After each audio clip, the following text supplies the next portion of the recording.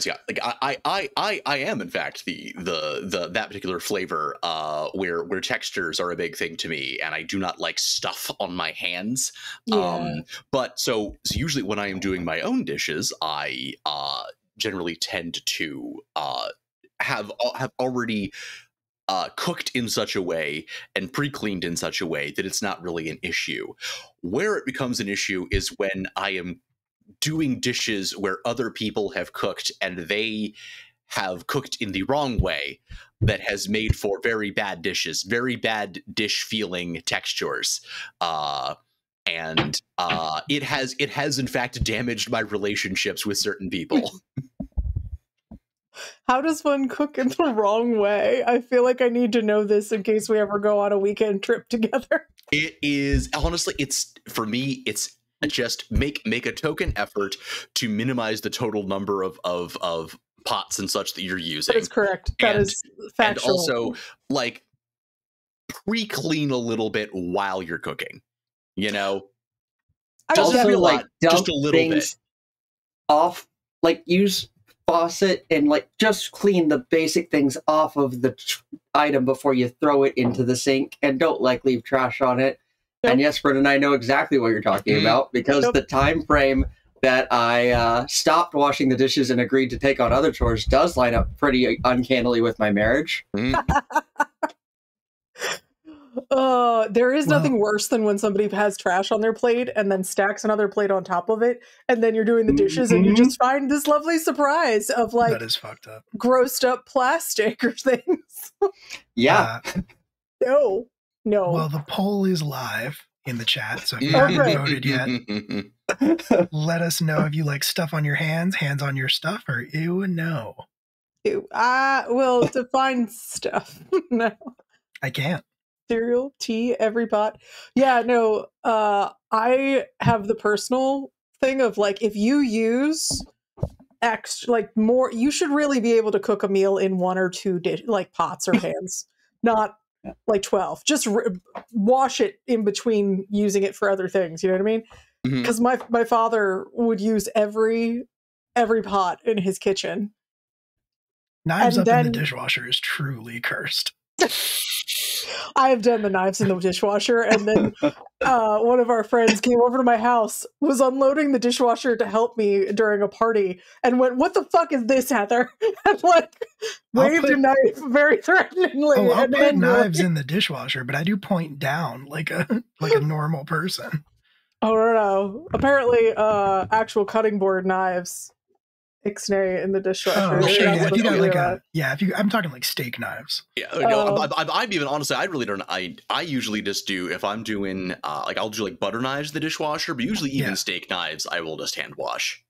Nah, we have some nice knives. I'll hand wash those, but you know what? I have a knife sharpener, and I'm willing to just use it rather than have to hand wash it.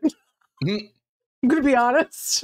I will hand wash it when I am camping, and otherwise without a dishwasher. But I like modern conveniences.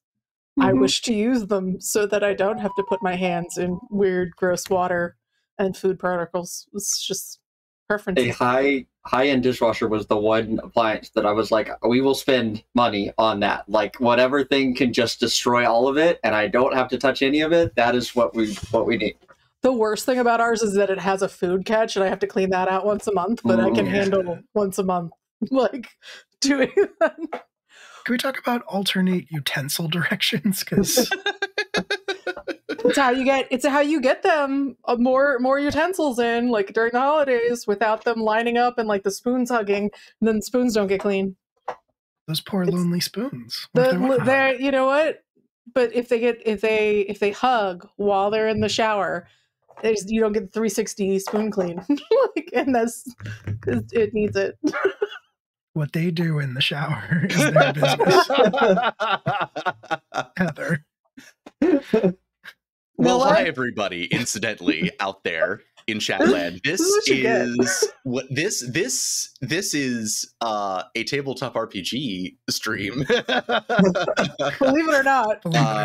Hello, welcome everyone to Live from the Apocalypse, where we stream tabletop RPGs to benefit nonprofits and other charitable organizations. We just ask that if you like what you see here, and we do hope that you like what you see here, you're not like hate watching us. What a flex. But if you are, it ups our numbers. That's fine. I mean, look, what if you donated anyway? Yeah. That would show us. That would really show us what's what. I tell you, nothing would troll me harder. You can give luck points to the GM, so if you hate the rest of us, just it's true. We're both sitting pretty at 0 luck points right now. We could make that ratio really unfavorable. But we ask that rather than subscribing or giving us bits or any of that Jeff Bezos corporate script nonsense, that you take that money and you donate it directly to the organizations that we are fundraising for.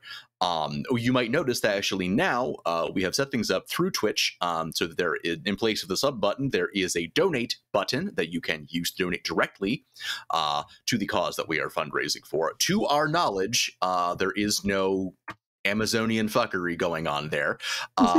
So yep, we have done our due diligence there. It's through the PayPal giving fund, so there might be PayPal fuckery. There's not Amazon fuckery. What a world to live in.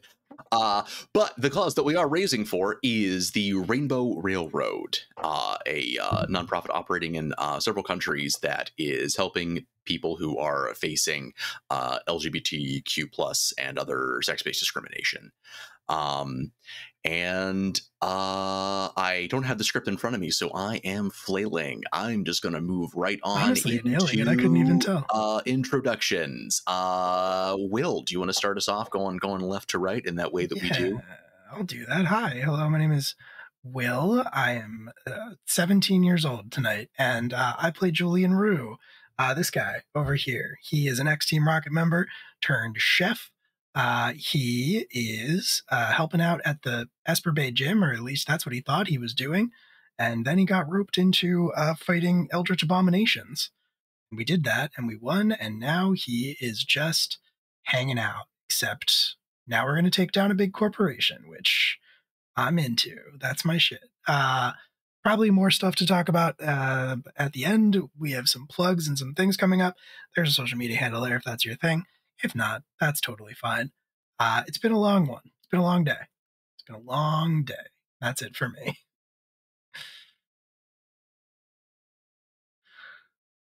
Hi, I am Heather. I play Estelle East. I also play Stan on our Cryptid Community College podcast, and we're about to begin filming, recording. We're gonna stream it this time. Season 2, so that's coming up, and I might be in one of our Wildcard Wednesdays. Other than that, Estelle, who you're here to watch, Estelle is the widow of the former gym leader, and she has been fighting some corporations and saving some Pokemon and maybe doing some corporate terrorisms, but it's all fine. I mean, like, she's just a chaos granny, and I'm sure nothing horrible will happen here at the end of this this arc. So that's pretty much it.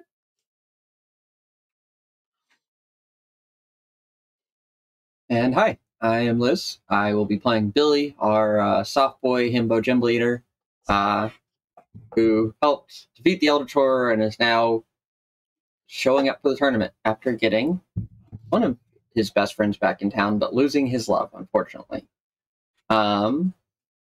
Other than that, I don't really have a lot going on right now. It's pretty chill. There's going to be like a Pride game that will show up at some point when we figure out scheduling. And maybe also in one of those upcoming Wildcard Wednesdays, but still figuring out what's going to be my next thing. But we're here for three more episodes, so we got this.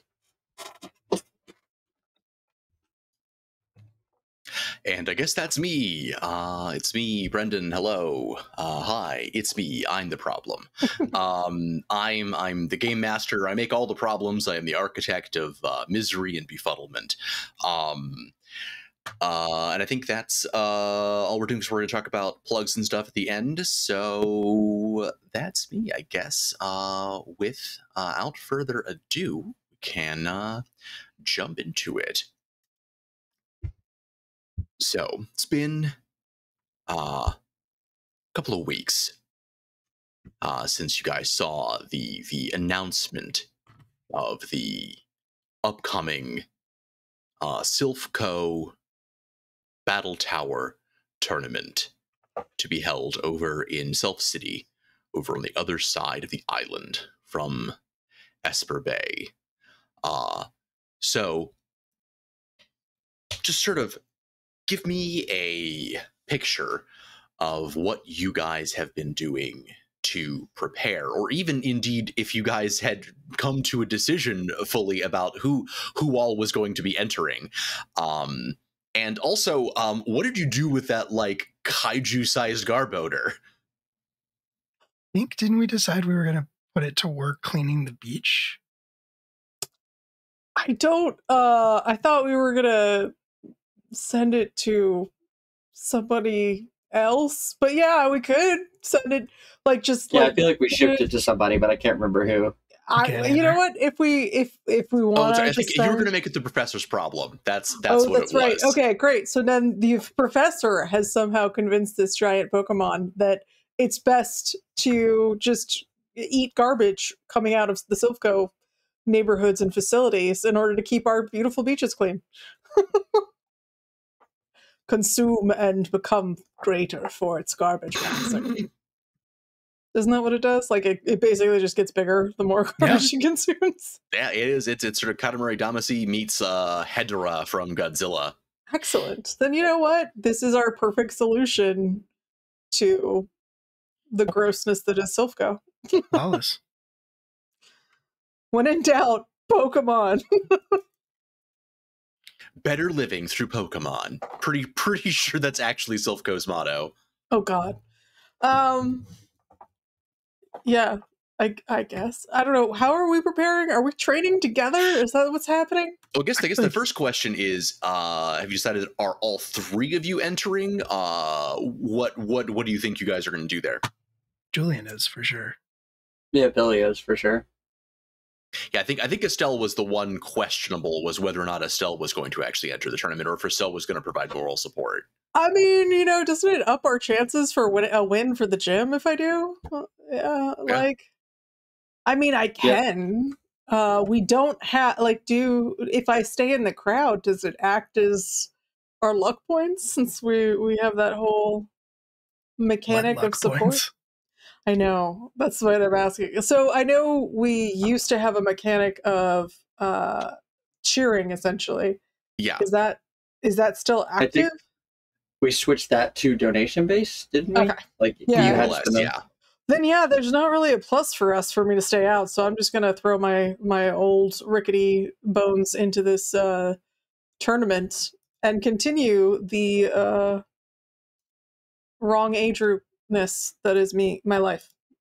I mean, I've just watched a Yu Yu Hakusho, and an old lady joining the tournament arc with everyone else definitely has no consequences. So This should be totally fine.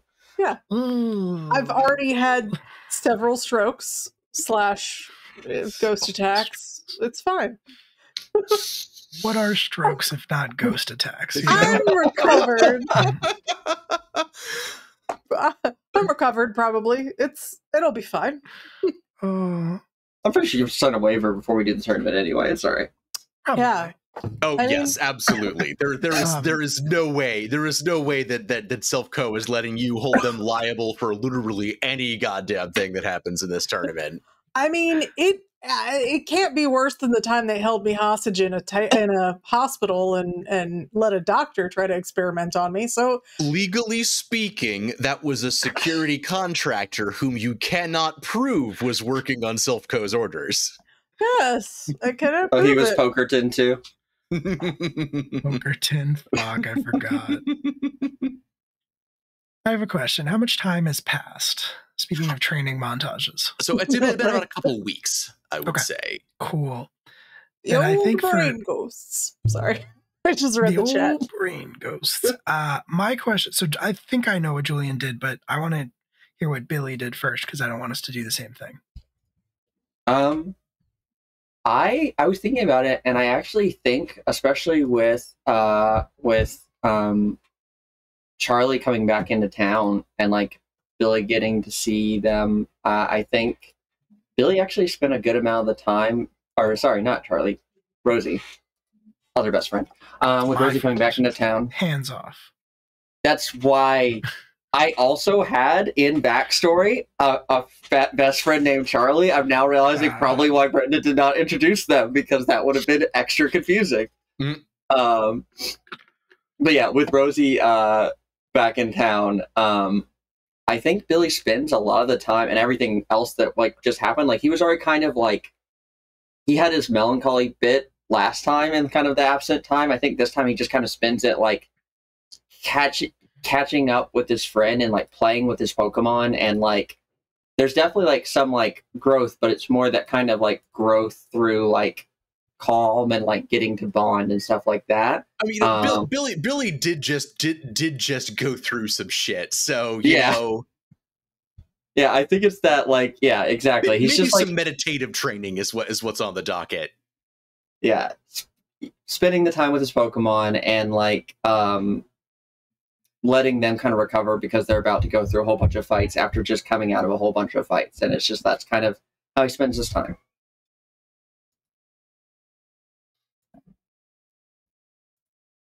I think Julian disappeared into the woods of Absol Island for like a week and a half. Fantastic. You Goku'd it. Yeah. The traditional training method of disappearing into the woods, like Ryoga or Goku or our other ancestors of anime.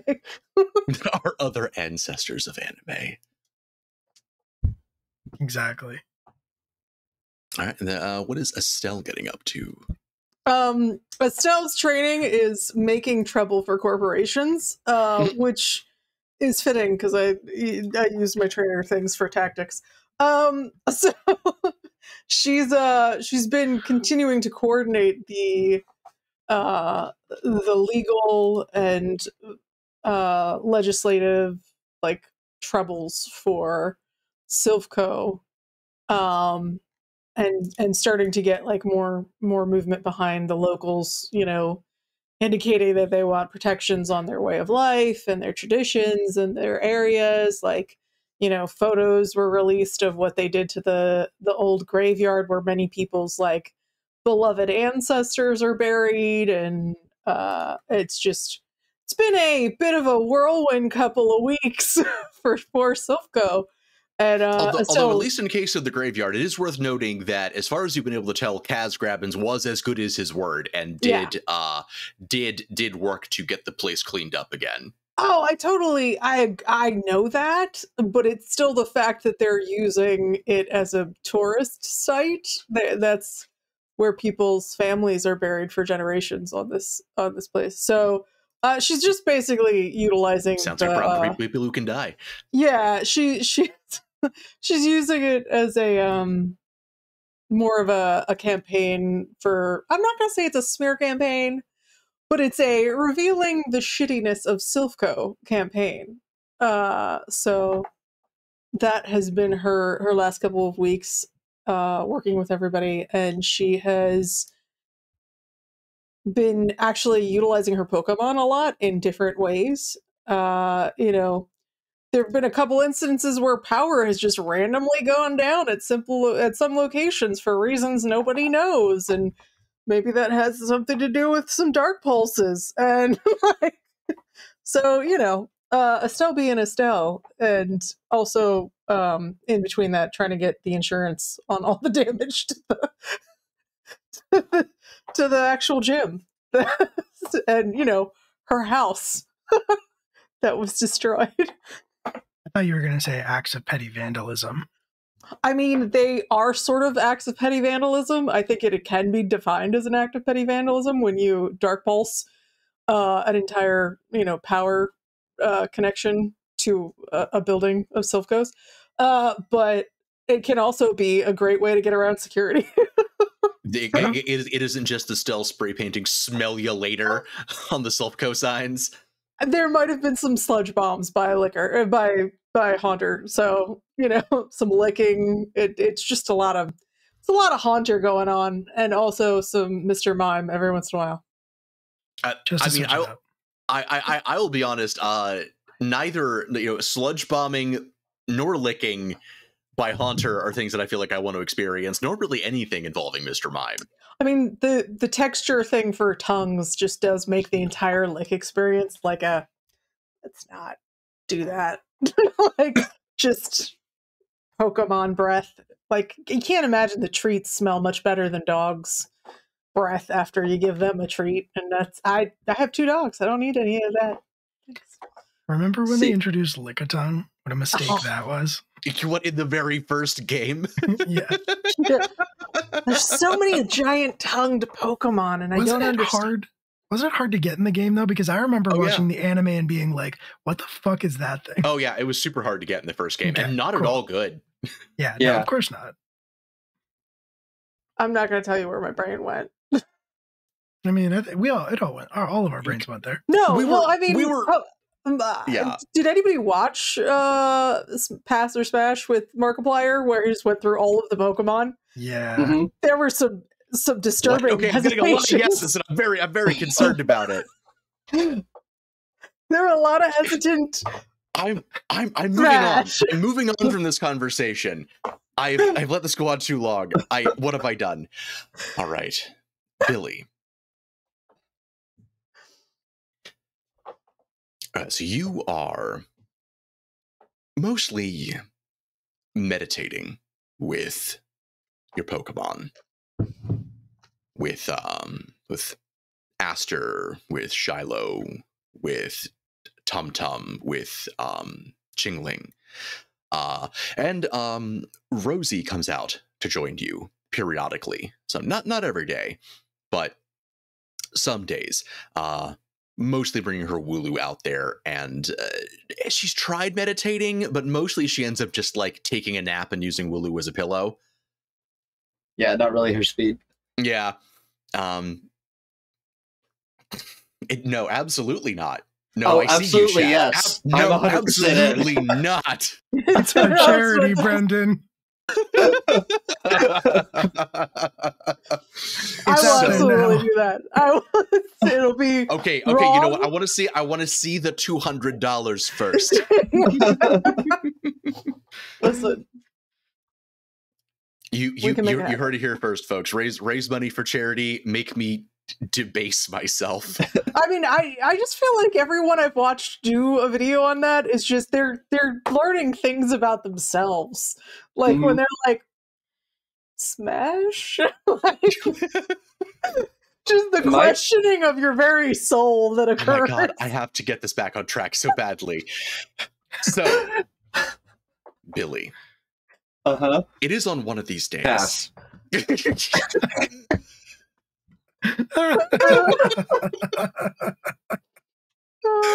stream, everybody. All right, we've been live from the apocalypse. Thank you so much for joining us. Have a great night. Why do you let me have a live mic? That's really the question. Oh goodness. All right, this is revenge for all the unhinged shit that I say when I'm a player. True. All right. So where the fuck was I? All right. If we get a $50 donation, we'll do Smash or Pass on the battle Pokemon that we used. All right, continue. I'm done. Probably. God, am I good? Am I done? Nope. Okay. All right. I'm here. I'm present. Accounted for. Nice. Billy, you're meditating in the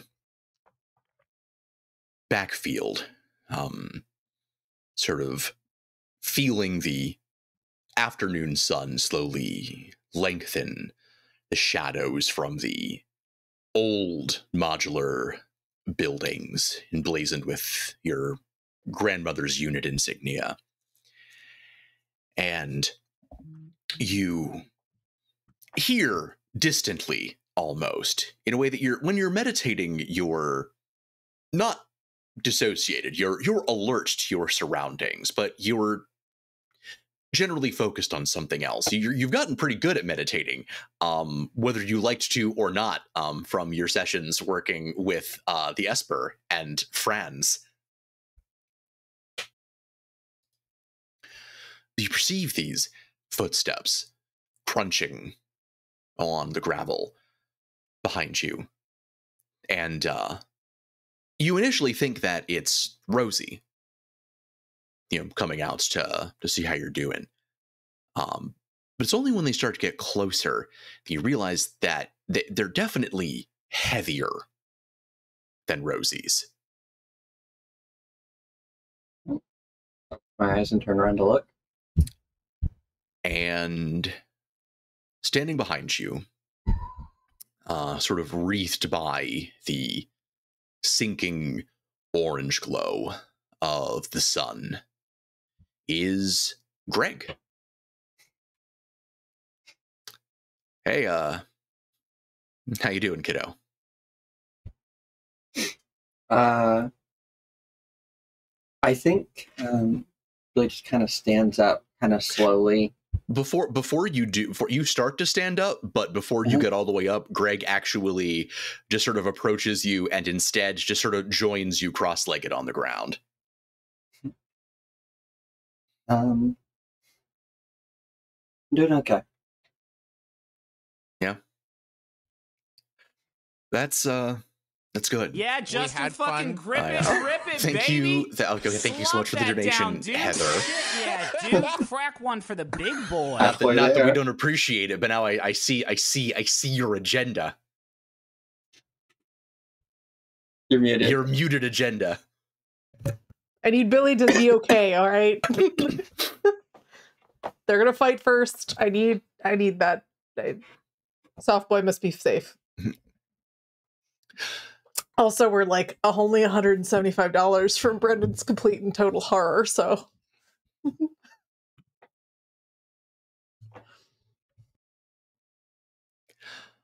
I heard from your mom everything that happened. I just got back into town yesterday. I'm doing okay too. All things considered. Doing a lot better than I was, at least for what it's worth. And I wanted to stop by and see how you guys were doing. And once I got back, got on the horn with your mom and figured out just how out of the world I was. So I wanted to come see how you were doing in particular. Yeah. I mean, we made it through, so that's what mattered. But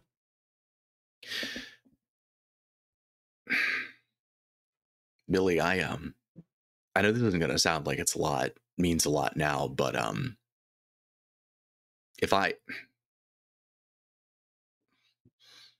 had known what you all were gonna find yourselves up against, I would never have put that kind of burden on you. yeah, I know. I didn't expect you were ducking the inevitable onslaught of an eldritch horror.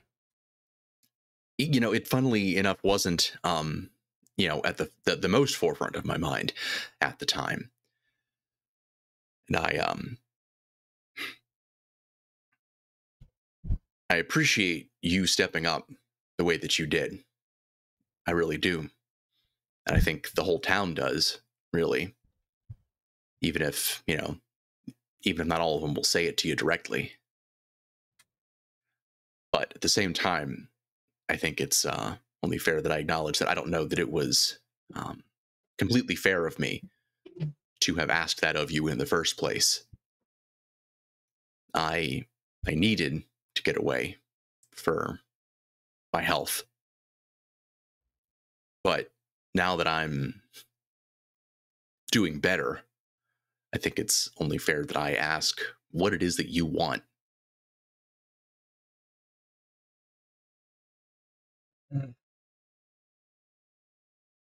You know, I'm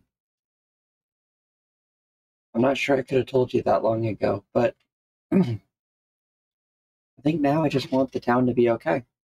And it seems like me being the GM leader is the best way to help with that. So, yes, what I want to do is keep doing this.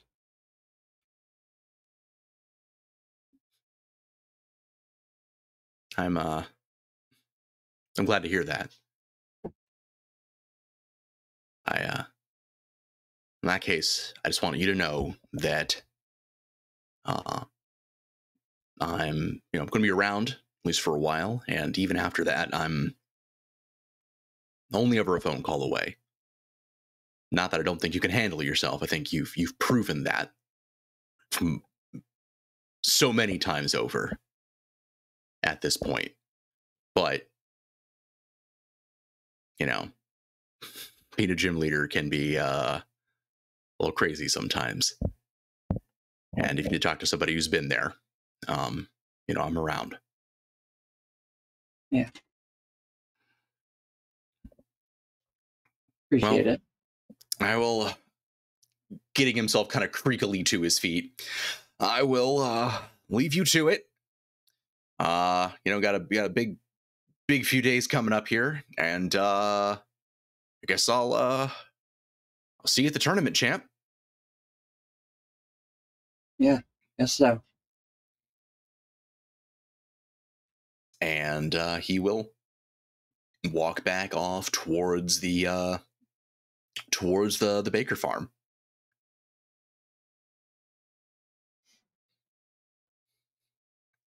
I think while they've been talking, Billy's Pokemon got up and running around and are just kind of Aster and Shiloh are helping Tum Tum train, and are taking turns with it, and Billy just kind of stands up, and after Greg leaves, just looks back and kind of just sits and watches them train with each other for a bit, just kind of taking in the few more days of peace.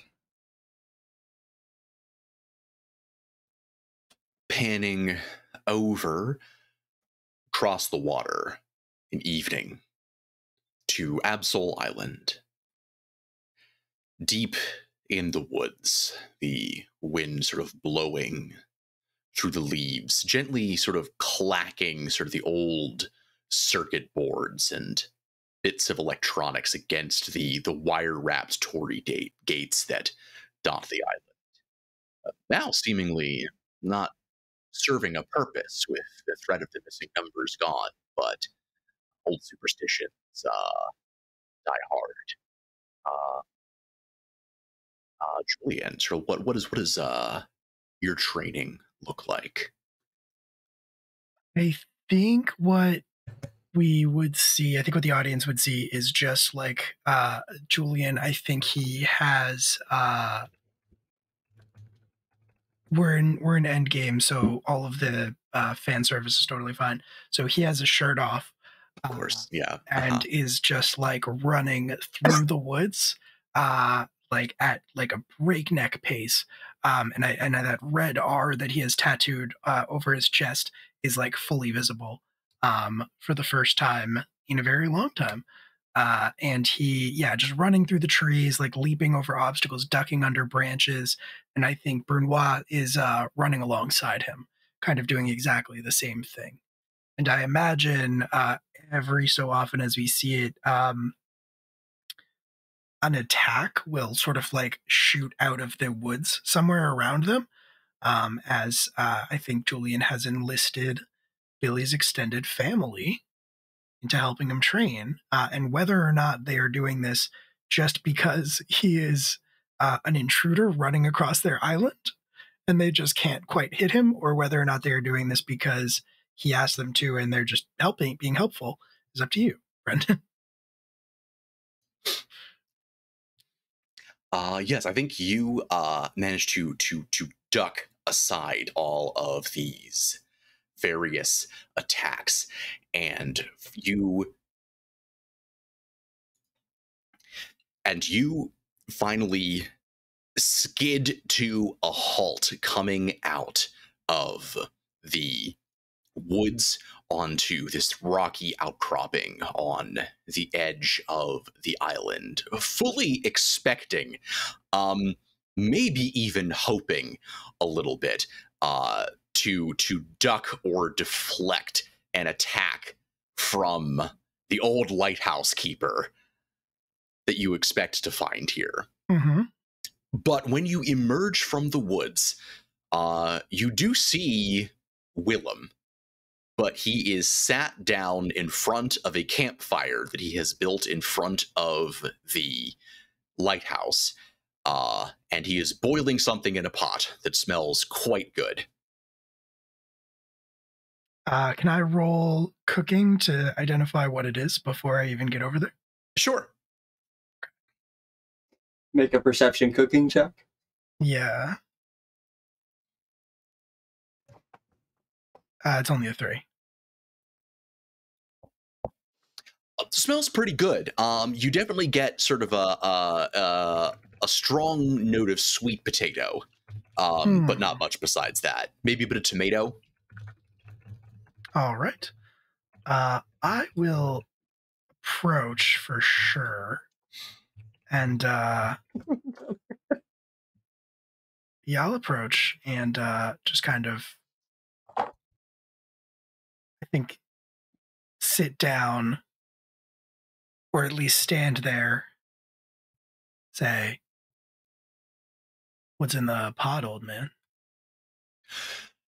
Oh, it's a recipe that Peggy taught me. She said it was kept body and soul together when she was going through basic. Figured if you were doing a lot of intensive physical training, maybe it might help you not lose any of your gains. And he ladles out 2 bowls and hands one to you and one to Brunoise.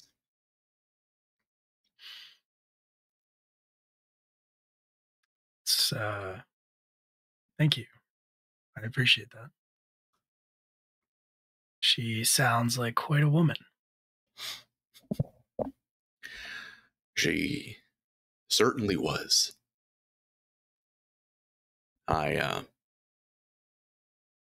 Well, obviously, you know that I maybe didn't do the greatest job with Sue or even with Billy. But I like to think maybe by helping you out, maybe I can start to correct that. Julian will nod. And sort of unconsciously, I think his hand will drift to the tattoo on his chest. And he'll look over at... Actually, he won't look at... Oh God, what is his name again? Willem. Willem. He won't look over at Willem. He will look out towards the water instead as he does it, and will say...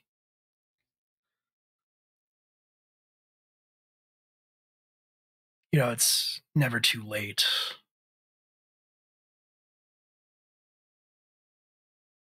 If there's one thing I've learned,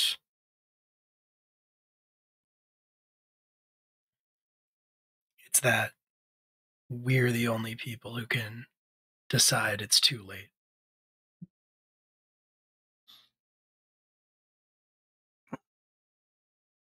Willem similarly doesn't look at you, looks out at the water, both your eyes fixed firmly on the same distant, ineffable point on the horizon.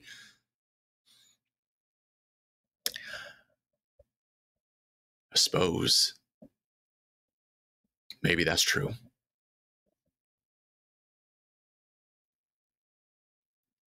Julian will lift the spoon to his lips and eat some of the soup. I'll just sort of nod and say, "Good soup." No. It's pretty good. It's not terribly seasoned. But I didn't it want is to be rude, but but I could give you some suggestions. Be fair to her, she only had an MRE's contents to I make was just this. gonna say it's not terribly well seasoned, but it is very rich and very starchy. Yeah, maybe some sage. Yeah, Be a good place to start. Salt also.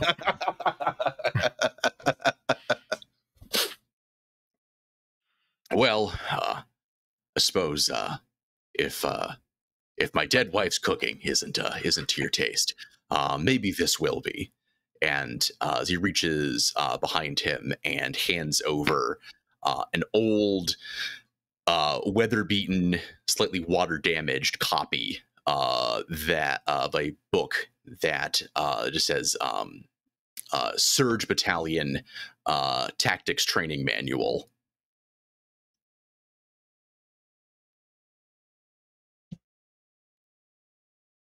You held on to this for a long time. Oh yeah.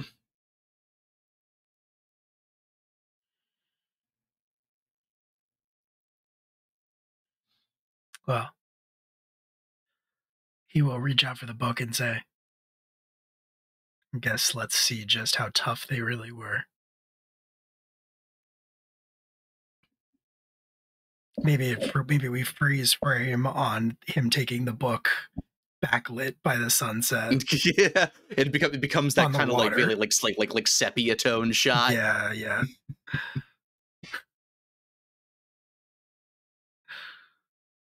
Just two dudes sitting with some soup 6 feet apart because they're not gay.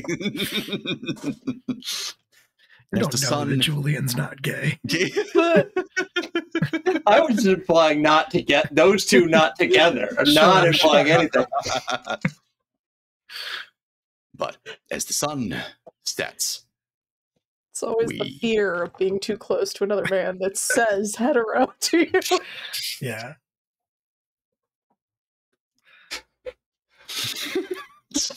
I see we're here. Yeah. I see we're here.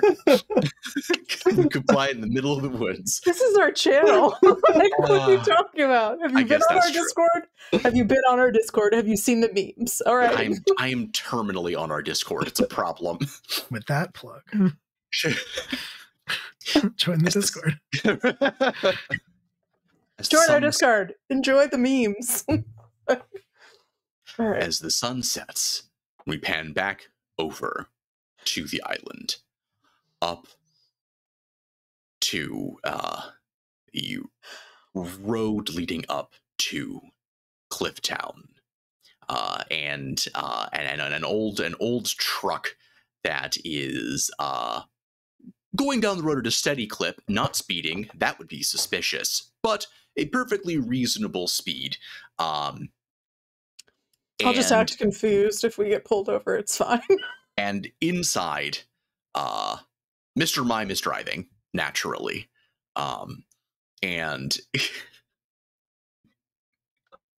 the two spaces on the bench seat next to Mr. Mime are Estelle and Estelle's sister Edith, gradually stowing their wire cutters and other implements after a night of wholesome mischief making. It keeps us young. And as you're driving, Estelle, Edith, sort of packing up her kit, looks over at you and, Estelle, do you mind if I ask you a question? Not at all. What's wrong? What what is your goal? With What is it regards. with everything? With Silphco, the island, with the gym? Well, Billy's Yeah, become just quite a fine grip leader. it and rip it, baby. Thank you So so much that for down, the Duke. donation. Yeah, Duke. Thank So you we very will much. we will we will not be boy. doing that suggestion though. No. But thank you for the donation. Unable to comply. I'm sorry. Unable to comply. Error 404. Son, not found. Like, I lost where I was. Right. Role playing is what we're doing. This is how it feels. Nope. Nope. Sure isn't. Right. We're gonna get thrown off of YouTube and Twitch. All right. So, right. What was I thinking? I'm gonna look over here away from the stream and not watch what's happening in chat. So, well, my goals, I suppose, were to get, the gym on its feet, and for the most part, things have been going well. I think once this tournament is won, it'll do quite a lot for the reputation of the gym, and it won't. I think it would be fine after that. And well, Silphco, I don't have a goal so much as their total destruction, but it seems unlikely I'm going to achieve that. I'd rather just get them off the island. So I guess that's kind of my question. With what you're doing, I think it's good that you're trying to get more of our independence back, our dignity back. Trying to do something about the way that they run everything here, the way that they suffer no consequences for the pollution that they put out, for the destructive effect they have here. But do you really think you can force them off the island completely? well, I don't think there's anything any one person can do alone, but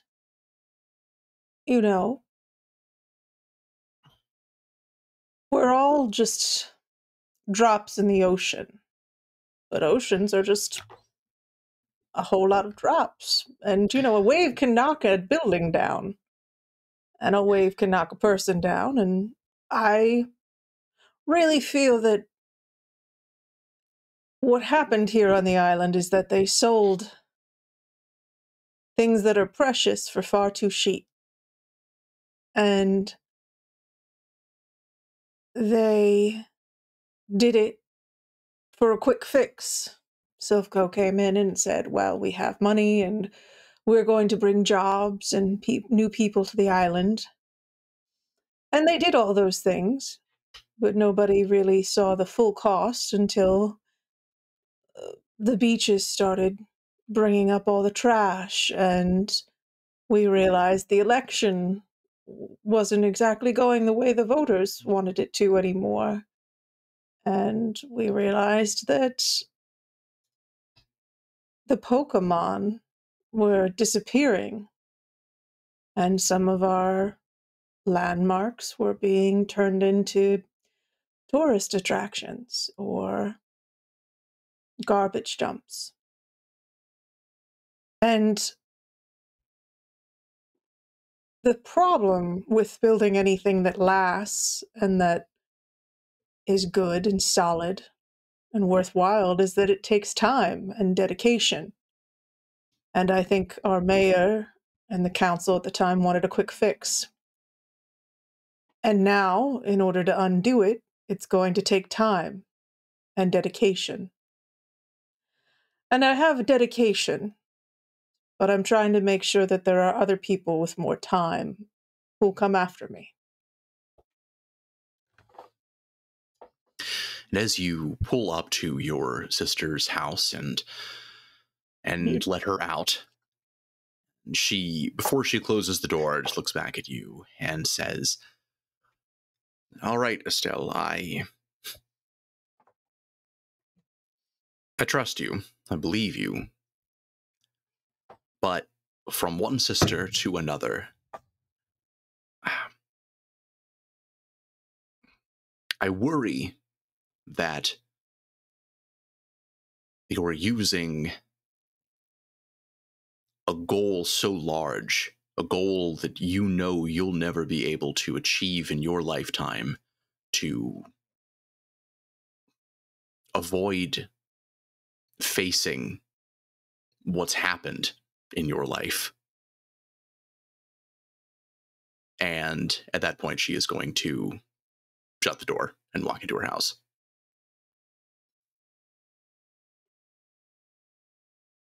You know, I really do regret that Mother taught her such passive-aggressive arguing techniques. We really should have gotten that out of her when she was young, and not just go and help unload the groceries or whatever we hid our ill-gotten stuff underneath. Mr. Mime says nothing. Mr. Mime wants no part of this. Mr. Mime's like, "I'm staying out.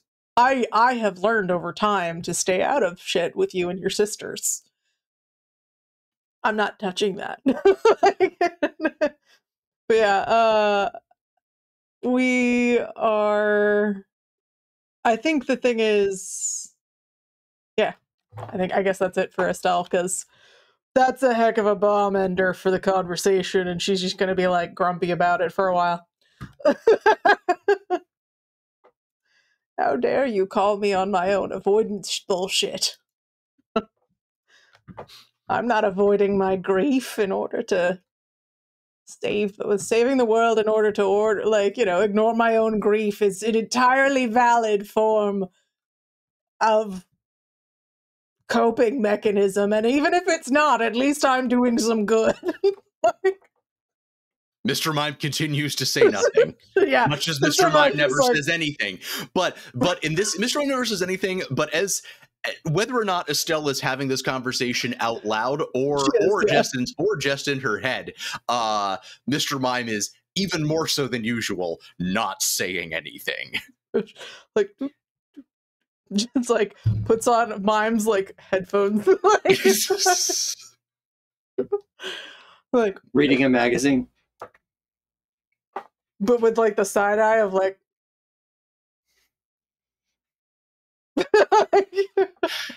And with that, I think, do you want to take a quick 10-minute break? Let peppers out and all that good stuff? Yes, that's probably a good idea. We'll be right back. And we're back. Hello, everybody. This time we're not continuing the conversation because y'all can't be trusted. All right, we've learned that this time. Y'all need to lock it down.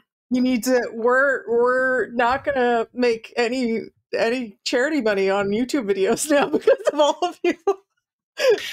I mean, to be fair, you're costing us all of our precious YouTube revenue. Yeah, I was about to say, our 8 cents of YouTube money that we made this year is out the window now. YouTube doesn't give us anything.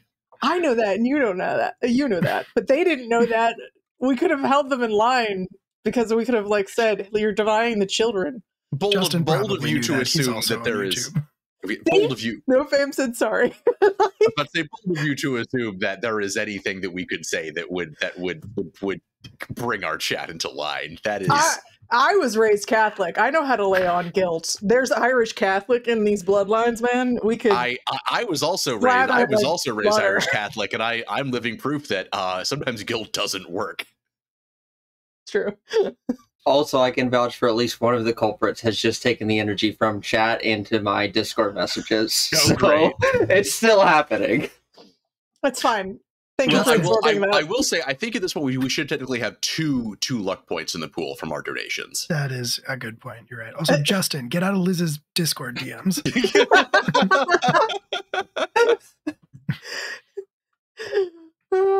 My island is Ireland too. Used to think guilt. It's true. It's our third language really, because They're actually teaching Gaelic now. The young children know it so well. All the older people are just like, I don't know really what they're saying anymore. Like, they survive. The language was reborn, and everybody who's old hates it. When I was studying abroad in Ireland, I went on like 3 dates with an Irish school teacher, and she told me about how they are required by curriculum to incorporate Irish into their lessons as a way to get the children into it. Well, so it's really cool. Like, they've literally brought a dead language back, and their kids use it, and it's in their music now. It's a really awesome thing, and I detest the spelling, though. But the one there is no spelling. It's a lot of sounds that are both silent and also vowels somehow.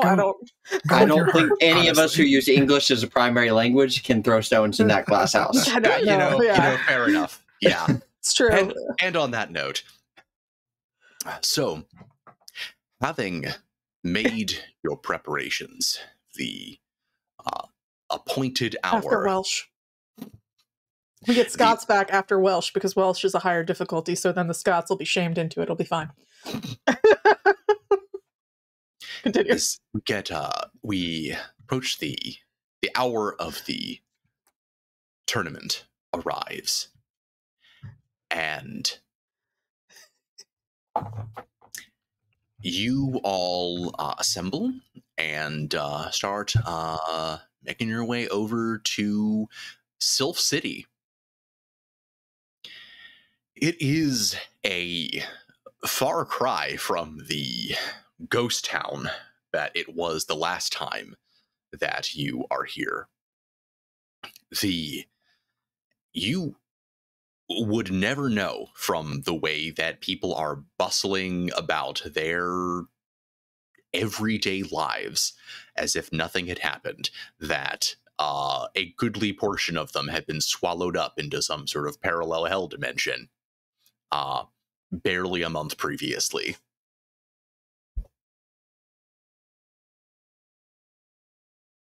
There's actually a bit of traffic trying to get in, just from the looks like the tournament has proved a reasonably large draw.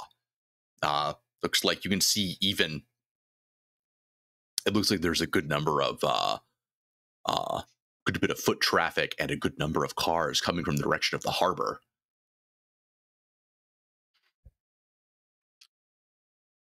Everybody seems normal. Do they seem too normal? I would not say that they seem too normal. At least, I mean, honestly, everything in Sylph City like strikes you as like a little bit too normal, like a little bit too pastel back rooms. But no more so than usual. This seems like a more of a keep calm and carry on than like a Stepford Wives. Good. Good. Okay, cool. So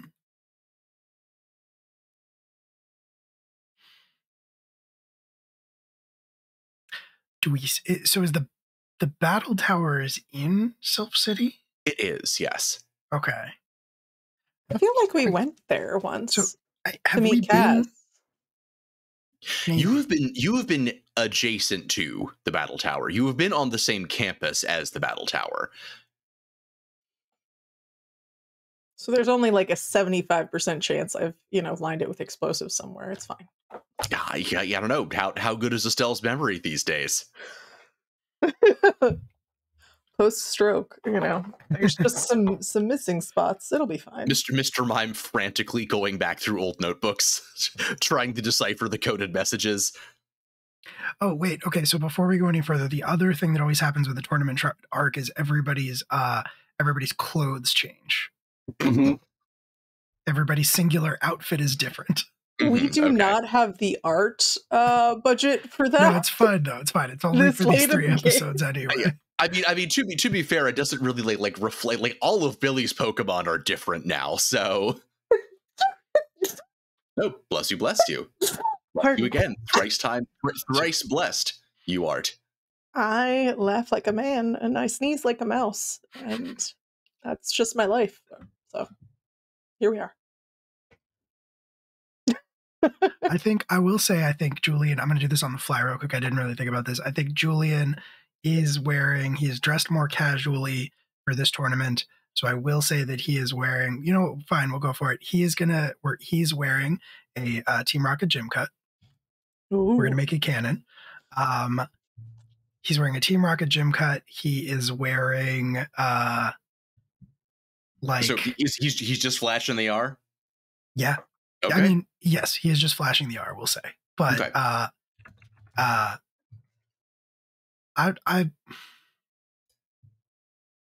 think maybe we'll say that he is flashing the R on a gym cut with the sleeves cut off, but he has maybe spray painted a black X over it. Okay.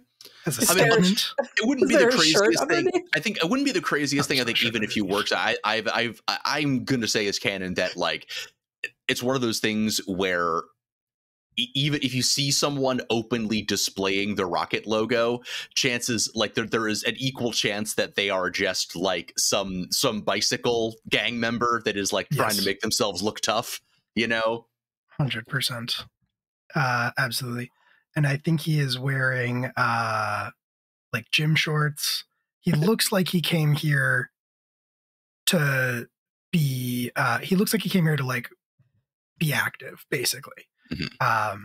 Does not look like he's professional, which means also that his tattoos are also more on display as arm tattoos. So the Gyarados that goes down one arm and the Arbok that goes down the other arm are much more on display than they normally are. And yeah, he, I think, has his bandana tied around his wrist currently, not around his head. All right. Anybody else playing dress up for the tournament? I think it's been a gradual thing that doesn't really. Part of it is it isn't noticeable until this, where there's been like a break and it's really like noticeable. But Billy's hair, which is like started like closer to his head, has like gotten shaggier over time as we've just been going nonstop through this. So his hair's just like grown a little bit, like kind of longer and further down. And he's wearing something we haven't seen him in since like the first episode, which is like his farm kind of overalls. He's back just kind of wearing those again. I don't think it's like a grand dramatic new outfit. It's just kind of like he just looks like noticeably like older, like in a weird way of like he's been like it's been happening this whole time, but now with the slight break and like kind of a change in demeanor and everything, he just looks a little bit calmer, a little bit older, like a little bit kind of standing taller. His hair's a little bit longer and he's back wearing like his kind of farm overalls again. Is he wearing the gym badge? Yes, on the front of the overalls. Cool. Is it the goat gym badge? Yes. Nice. Estelle is wearing the exact same color kimono, but it's got polka dots on it. It's her sister's because her entire wardrobe was destroyed with her home. Hell yeah.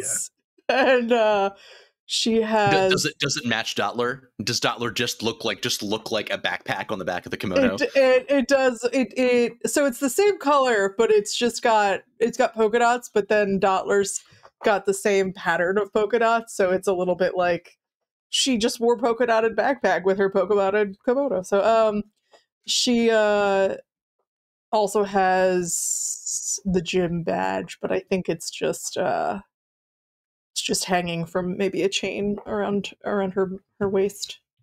I thought you were gonna say neck, just like a No, flame of flame, just like giant. No, gym do badge it. chain. No, I don't. That's fair.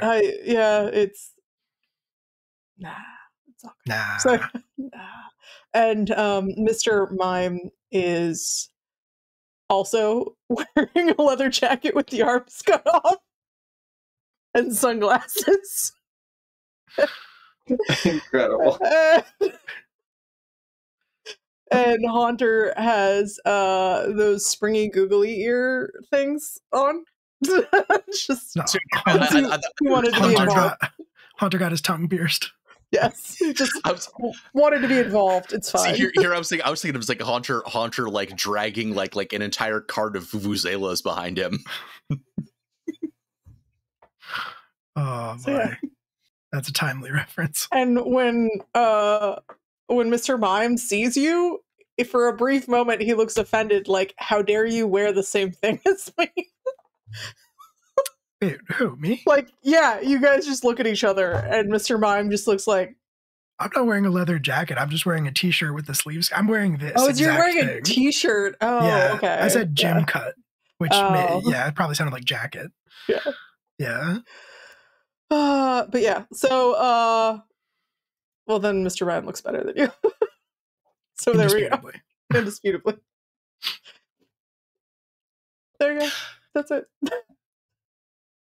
All right. Well, as you sidle up towards the battle tower, there are a number. There's a good crowd of people that are sort of filing in. At this point, you have already filed your paperwork and everything. So at this point, you are just sort of waiting for the announcement of the opening bracket. It is going to be a single elimination tournament. And it's a goodly number of participants, it looks like. In fact, sort of looking around, you can see some familiar faces in the crowd. There are a couple of people who have challenged the gym in the past. And eventually you see both Rosie, who makes her way over to you guys, and Greg as well.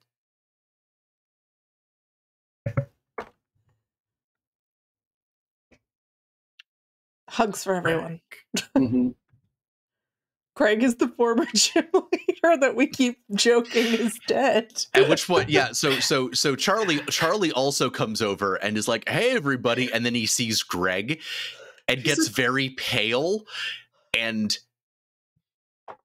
then he kind of looks over at Julian and is like, "Hey, bud, don't freak out.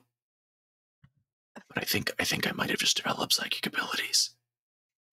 I think I might be seeing dead people." Join the club. These days, pretty much everybody around here has psychic abilities except for me. I don't have any psychic abilities.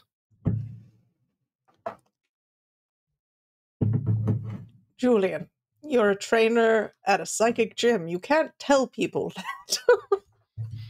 I don't have any psychic abilities? I don't. When Estelle gives Greg a hug, Charlie is like, so just like Estelle see the dead guy too. Greg didn't die, Charlie. He just left in his van. You literally told him that. You distinct. Charlie like says very loudly, "You distinctly told me that Greg had died." I said Oops. Craig died. Who's Craig? You remember Craig? Craig died. Greg's fine. At which point, It's like Gatekeep Gengar is very good. Oh, all right, well, that's going to be a shirt, I guess. At which point, Greg gets sort of a distant look on his face and says, Craig's a good man. Pour one out for Craig. I didn't realize you knew him. It was hard not to. He has such a big personality. Yes, we all remember Craig. Estelle just wanders away, concerned that this is yet another thing she does not remember following her stroke. Oh, gone too soon. Charlie leans over. So I'll be honest with you. Like I entered. I'm not like super confident. Like I feel like I wanted to like maximize like our chances of victory, but I got to be completely honest with you. I do not know how much work I am actually going to do here. I am I'm more of a lab tech than a you know, rock'em sock'em pocket monster, you know?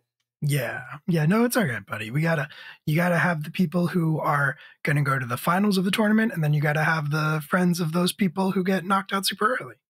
That's just the way to it goes. show how tough the other people are. Yeah, as to show how foreshadowing. tough the other people are. Yeah. All right. Well, you know, Every little bit helps, darling. I'm happy to be a jobber for you guys. Man, this really makes me want to go back and like watch Yu Yu Hakusho or something. Something horrible. Everybody and just, should. no. Yes, absolutely. Watching the Dark Tournament right now. At which point Rosie looks over at Billy and just says, "What's a jobber?" I'm not sure. I've never had one. That was Craig's last name. Old family. Old Esper Bay family, the Jobbers.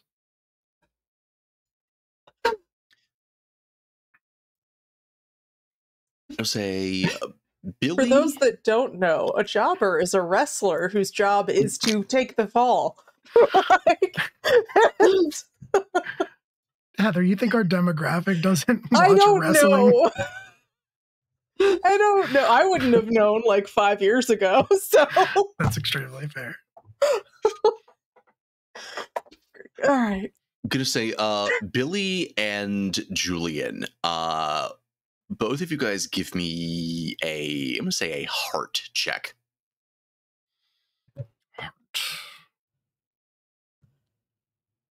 Okay. 7. Yeah. 4. Okay.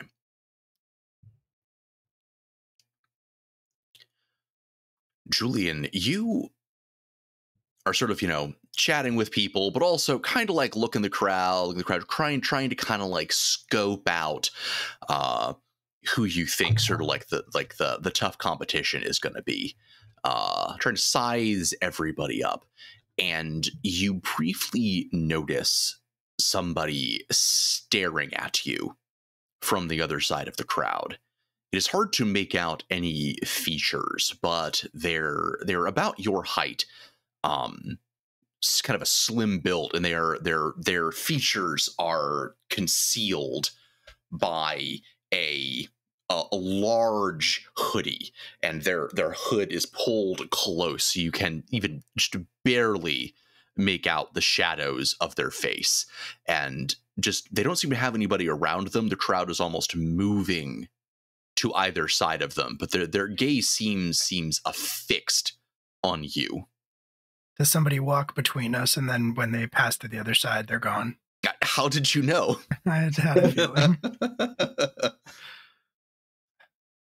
And then Billy, similarly, just sort of while you are looking around, less sizing up the competition, more just kind of seeing if there's any other familiar faces, you almost you feel your heart almost catch in your chest, because you see over standing in line to sort of pick up their registration, what looks like a young boy in with a sort of a blue hoodie and yellow boots and a red hat.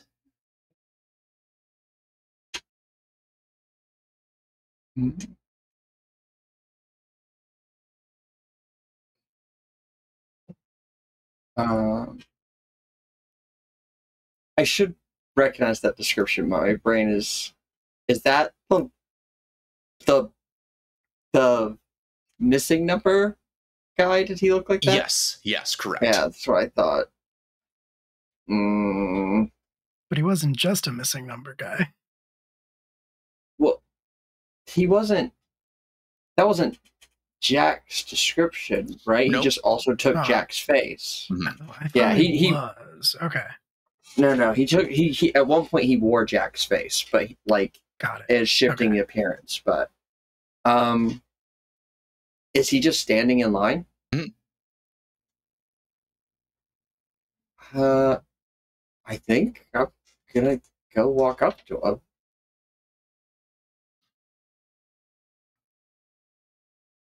All right, what do you do? I think just gonna walk up kind of hesitantly, and then like as I get closer, just kind of put on like a positive tone, and just kind of hi, Billy Baker. Have we met before? The kid sort of startles and kind of looks up at you, and there is something decidedly familiar about the face. But it's almost looks like the same kid, but not completely. Probably not helped by the fact that it's not, that he's not just like widely smiling, eyelessly smiling at you the entire time. But yeah, hey, nice to meet you. Yeah, I'm Chris. Do I know you? Oh, you just you look familiar. Sorry about that. Must be the just the look. But well, good luck in the tournament. Yeah. You too. Freaking weirdo.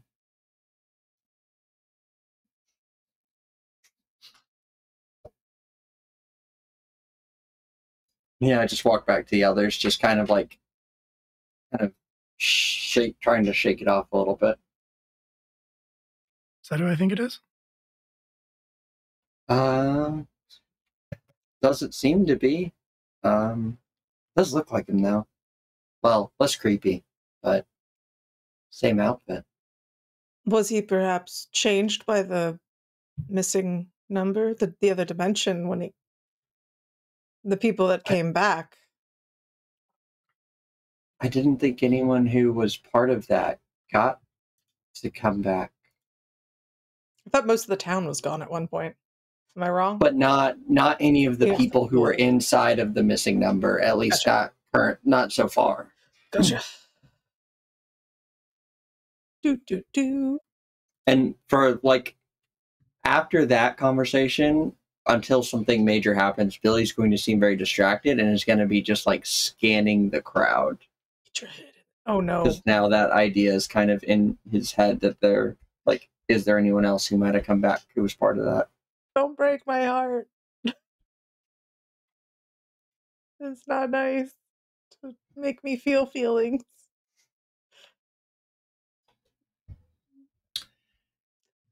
And it's around the time that there is a bonging sound, and the screens around you. Sorry, a what? In game is just as the tournament registration started. 420. just a bubbling over the intercom. Yeah. Is this on? Oh, welcome to the Battle Tower tournament, everybody.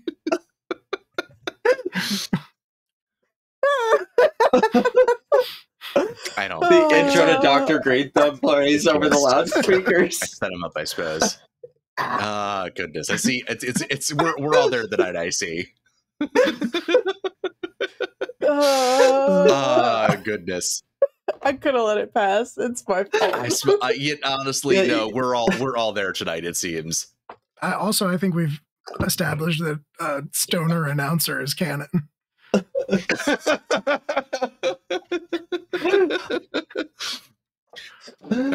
me see if I can do stoner announcer. Oh, hey everybody. Yeah. So I just wanted to let you all know that we're gonna be announcing the first round brackets. That was quite good, actually. Incredible Foley work. Just absolutely incredible. I got you. Our effects budget continues to be unmatched. Every episode. Just it's like you're there. Things I learned. So anyway, Joe, just pay attention to your screens, and the time of your matches when you're gonna be on deck or whatever. Yeah, don't be late, or no, we don't want what happened last time.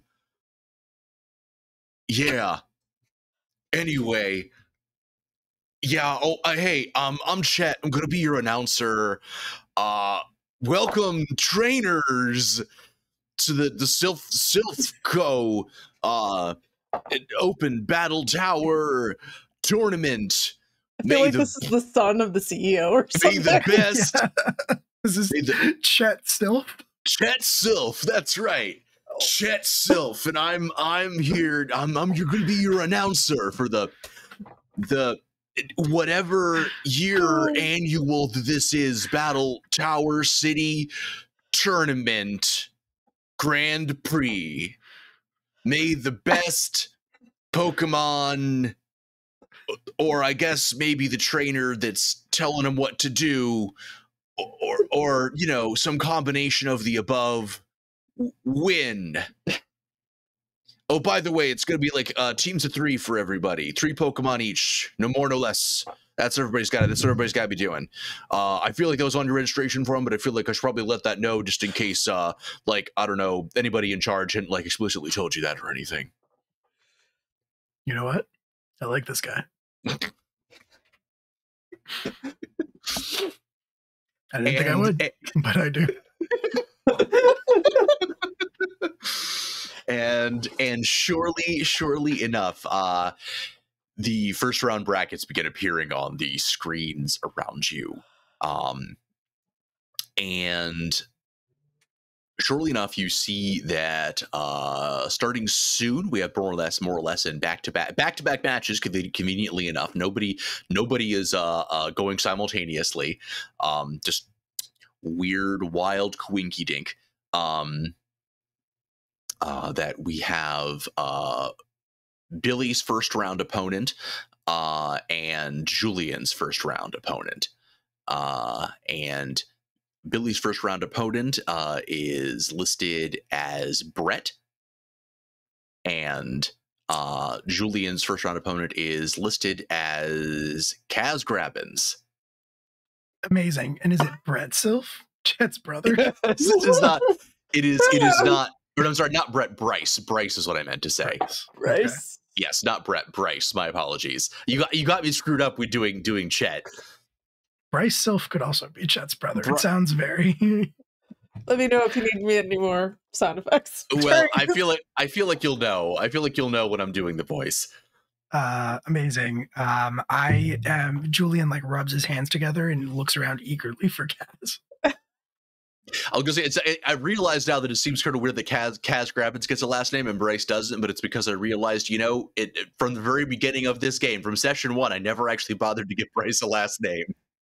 It's fair. Also, we have to give Kaz a last name to distinguish him from Kaz of Academy H fame, which available now on your podcast. I'm just saying, Kaz Grabbins was here before our very own Casimir Bright. It's true. Right. Because Kaz Grabbins is a really terrible inside joke on my part. Bryce Wayne? Cursed. Bryce Banner? You know what? I feel like it's a winner. Bryce. No, okay, continue. Bryce Lightning. Do I see Kaz? Not immediately around you, but as you start making your way towards the battle tower, and you shuffle your way into sort of the green room, essentially, you do in fact find yourself, along with sort of the trainers that are on deck for the next match, on the various floors of the battle tower. You do find yourself in there with one Mr. Kaz Grabbins. I point at him and I'd say, I got you for 3 minutes.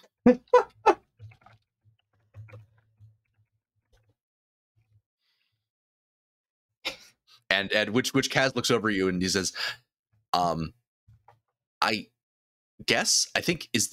feel like Pokemon matches are they can go longer than that.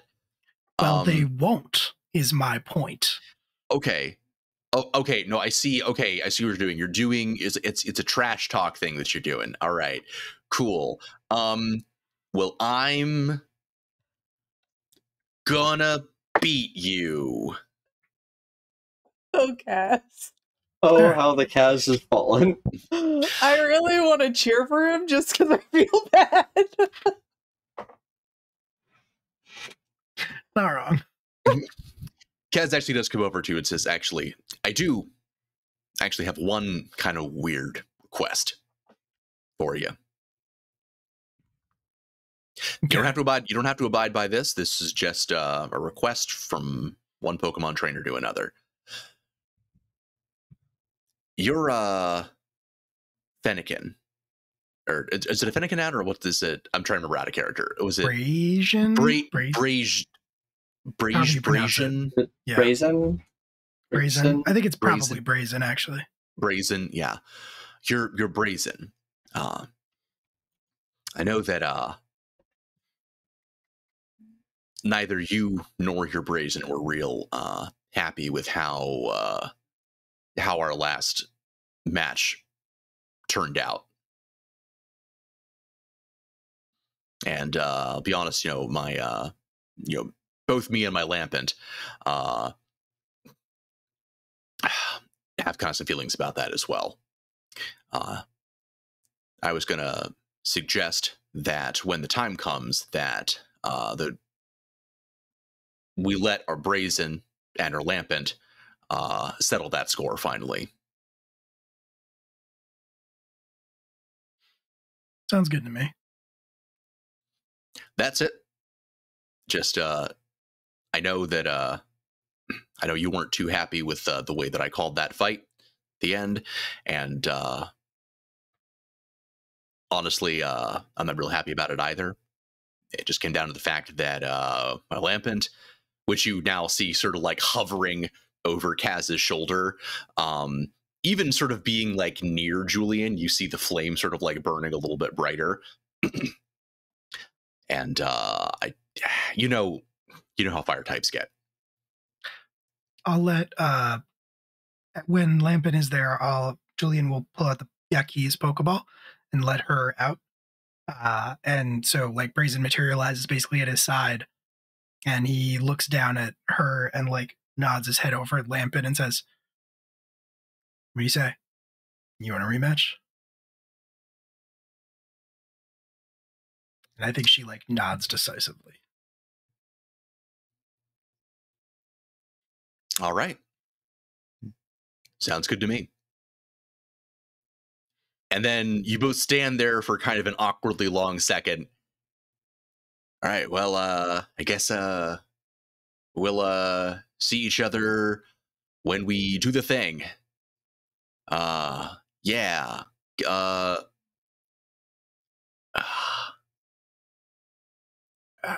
I be honest with you?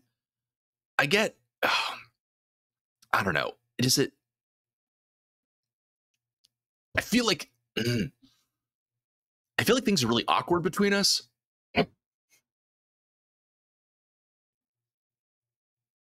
Yeah. Cool. All right. Cool. We're on the same page. We're on the same page about that. Do we like? What do I need to do to make that to make that not the case?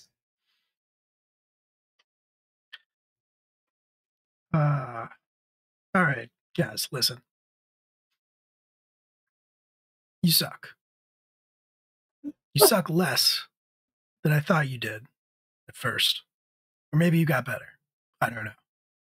Continue to not suck.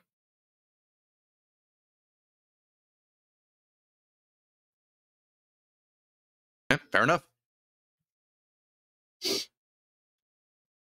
Good talk. Good. I guess that's a word for it. Well, I'll see ya on the sand. I was about to call you a buddy, but I realized that probably no, that doesn't really fit. Doesn't sound right. No, we're not there yet. We're not there yet. We'll get there. And he walks away. I feel like he's like in that nice notice me senpai zone with you, where he like wants your respect really bad. Yeah, I did destroy his mom. I thought about bringing that up a couple times. Oh no, you want to save that for the smack talk in the arena when it's on the speakers. Yep. And the whole crowd can And Billy, you were in the green room and looking around, and sure enough, yeah, you do. It's been a minute since you've seen him, Mhm. but you see the trainer that you faced in I guess I'm trying to think of a way to diegetically say session 1, but yes, the young dark type trainer Bryce, who faced you in the first session, challenging both you and Greg for the gym badge, and also the one which Julian fought in the game corner arena subsequently in order to get his sister's help. I think unless he approaches, Billy's just very like kind of in his head. Like he's been kind of just like he was looking around the crowd and now he's in here, but he's like not in like a brush up and like talk to people space. He's just kind of like staring off a little bit and like just petting, like I think he's just running his fingers through like Aster's fur.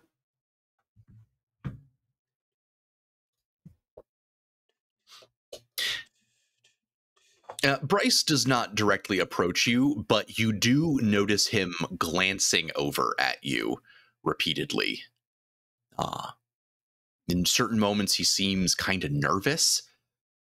In others, he seems very determined. And you see him more or less giving a pep talk to his Houndoom. Come on, man, we can do this. I know we beat him before. We can do it again. This is our shot.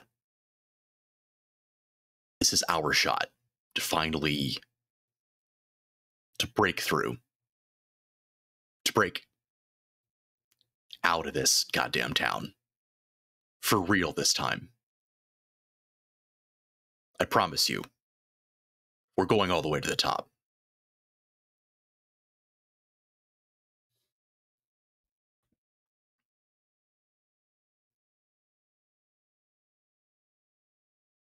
I think Billy is like, as he pets Aster, almost in a very stark contrast, is just kind of like muttering to himself about like, I mean, I guess hoodies like that are pretty common, but he looked just like him.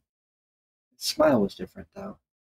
But could that mean? And like it's just completely like Bryce is in like very much like panic hype mode, and Billy just is very, very distracted. All right. Well, in turn, you are awoken from your reverie by the lights turning on that indicate that Billy and Bryce are to report to the arena.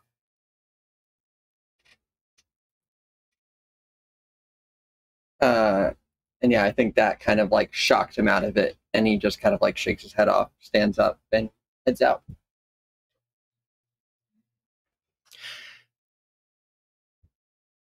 Stepping up into the battle tower, there is a noise that you've never really heard before. Even honestly, in the game corner, that was generally a lot more rowdy than the gym battles that you've been in.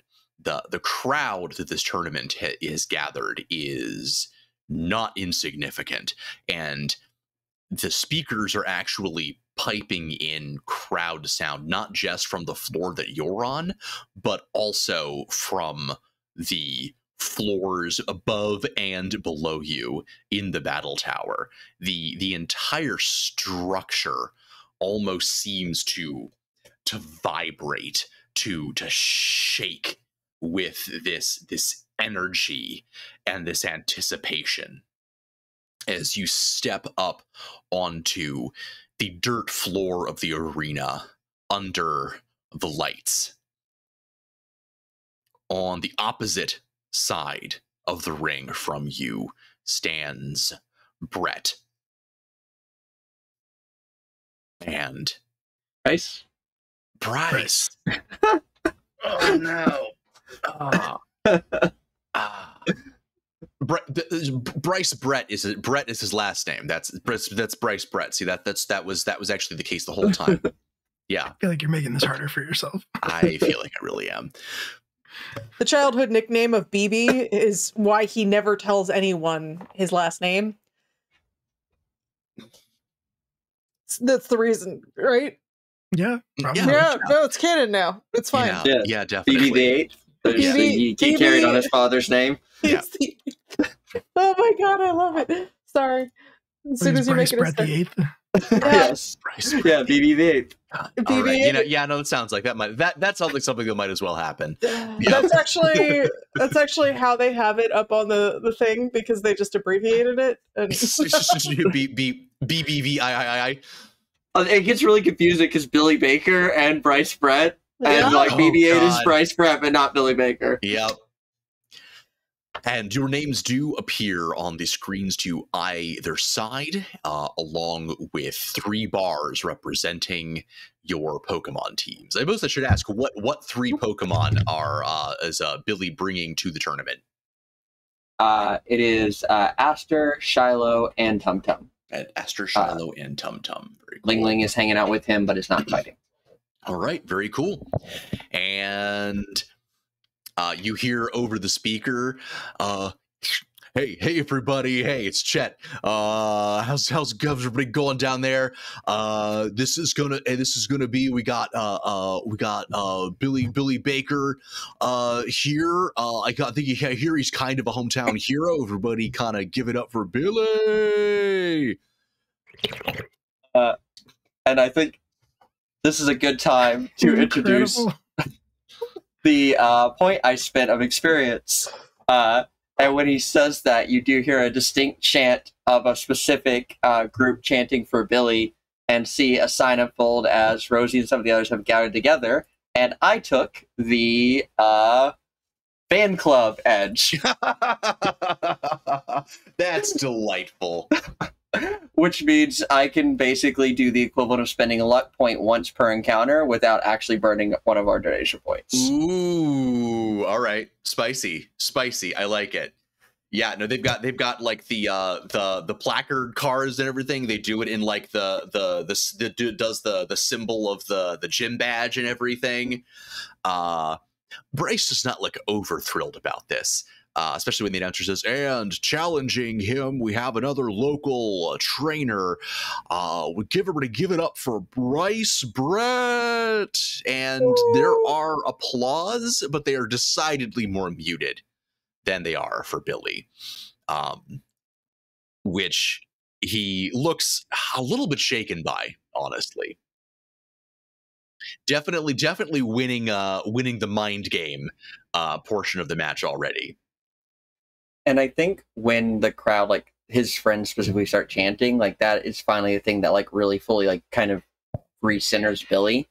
And like he's been kind of had like a distracted expression, and his smile kindly like finally returns to his face when he sees everyone, and he kind of like settles into a more natural stance, like more natural way he stands when battling.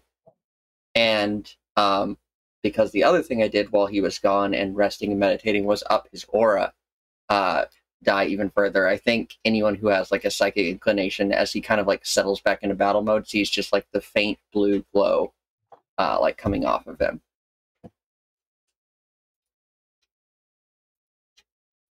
Oh my god, he's in an anime.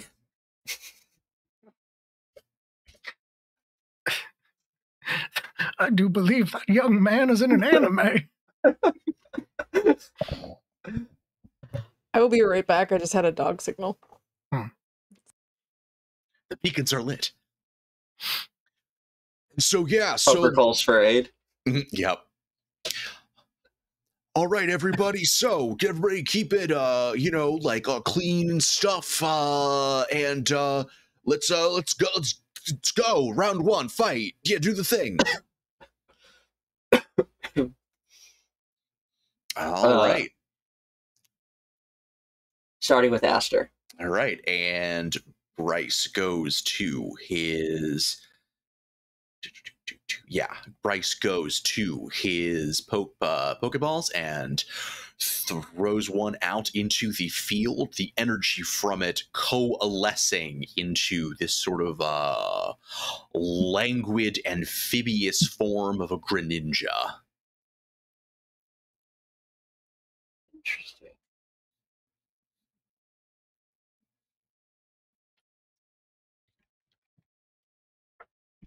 Yeah, there's a thing.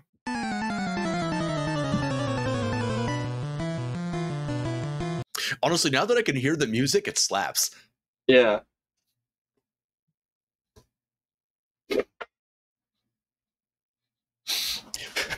All right, let's roll off. Tactics is a D8. That is a 1. All the training in the world can't make Billy get a rolling initiative. It's true.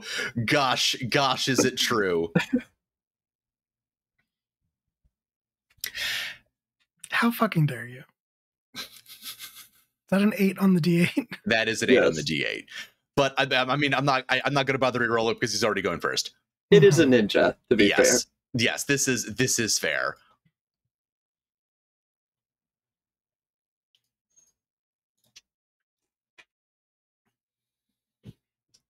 Oh, Christ, Bryce has been doing some training. Okay. 17. All right. As Bryce calls out, it's like, all right, Greninja, we talked about this. We're going with Plan A, Ice Punch. And Greninja leaps across the field, channeling this key-like energy into its palm as its 3 fingers sort of form together into a fist and channel this frigid cryonic key into a strike against Aster. That as the flash dims, Aster has taken a wound, and you see, just as snow sort of begins to fall all around you in the arena, that Aster has been flash frozen in place. Yeah.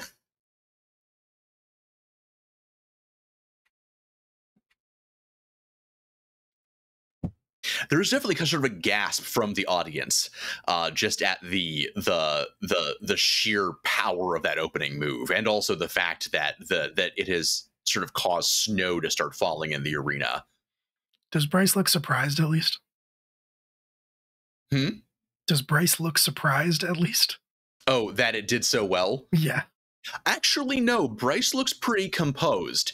This seems like it's going to, as Bryce mentioned, this seems like this is going to some sort of plan. Okay. You got this, Billy.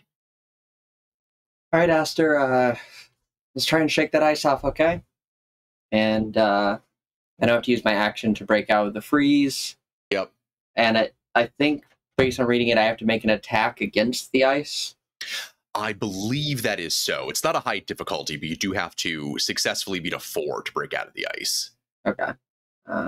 That's 2d8. Yeah, it's a 10. So. All right. We're just grabbing I think. Yeah, I think. Like there's just like a kind of like. Actually, I think it's Zen Headbutt. So it's just like a pulsing from like the horns of Aster, and then there starts to be cracks like spreading through the ice from the horns outward, and then it just shakes its head and breaks the ice into little pieces that fly away and kind of like float around for a second before they drop. If it's a crit on the roll to break the ice, could Aster also follow through on the Zen Headbutt and hit the Greninja for like 1 wound? I will say, yeah, okay, since you critted to get out of the ice, I will say make an attack roll. Make an attack roll with just the move die against the Greninja. Not to be this person, but is this going to be a moot point because it's a psychic move and Greninja's a dark type? Oh, I forgot. I keep forgetting the dark is immune to psychic type. Yeah. So I keep thinking it's a resistance, but it's an immunity. So yes, you are correct. So in that case, yes, unfortunately, it wouldn't do anything. Yeah, it's a full immunity when you send a full person with a team of dark types. Just psychic Well, gym that's not leader. great. All right. Well, it is next round then. Not great. Yay, that is. I keep rolling literally 717, like the most confusing number on this freaking dice. The green die, they look so similar. And see, yes, I get a 1, but at least it's like angled downward. So Billy has the initiative. Aster has been able to start charging towards the Greninja before the Greninja has had a chance to react. Aster, let's try and keep that thing on its toes so it can't do that again. Hit it with the Horn Leech. And now, while Greninja is dark type, it is also water type. So Horn Leech is a grass type, correct? Mm-hmm. All right, yep. So it does get the +2 for that. Yep. Jesus. That's a 5. That is, with the +2. That is a truly awful roll. It does hit, at least. Yeah. No healing, no, which is what I wanted. But it does hit. So yeah, I think it's one of those things where, like, probably the Greninja is trying to, like, get away from it. And so, like, the hit lands and knocks like, slams into the Greninja, but before the vines can, like, latch on to, like, drain some energy, the Greninja manages to, like, flip and bounce away, having taken the hit, but not, like, getting caught by the vines that come off to drain the energy.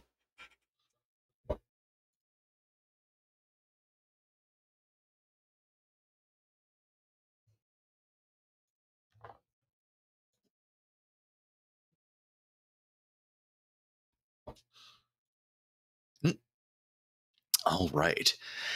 As Bryce then calls to the Greninja, all right, okay, remember we talked about this. All right, plan B, Night Slash. As it sort of does a essentially a Naruto run directly at Aster, its tongue scarf sort of flapping in the breeze. Oh my god, is that its tongue? It absolutely is. Uh-huh. You thought Lickitung was bad. Today I learned. Jesus. Why, Pokemon? Why? It's frog. Has a long tongue. Right, yeah, it's a frog. It's a long tongue. Not as a scarf. Not as a. No, I hate that. Tongues shouldn't be clothing. Yeah, no. I don't like. Also, just there. Have you ever slept with your mouth open and your tongue gets all dry?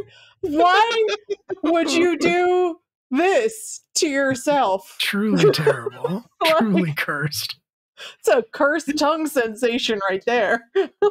And as the Greninja and Aster sort of pass one another, there is this arcing slice of shadow pulled from the lines cast from the bright stadium lights above you, striking Aster for 2 wounds. We got 2 luck. We got 2 luck. And I forget this every time. So 3 wounds is fainted, right? Unless they have the I choose you. Okay, then yeah. I think I am going to. I'm not going to burn a luck. I will use my own crowd ability. Your fan club ability to do it. So I think we just hear like a particularly loud like gasp / cheer for Aster to like be okay from like Billy's little gathered group. And Billy, it's a trap.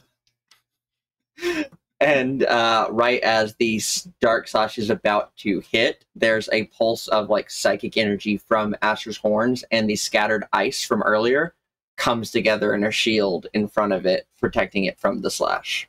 Extremely nice.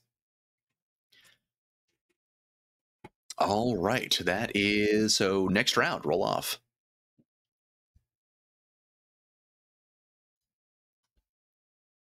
It's a 7.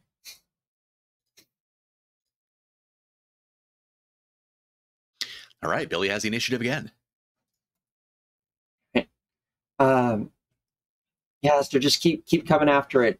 If it's on its toes, it can't strike back at you as easy. Let's try another Horn Leech.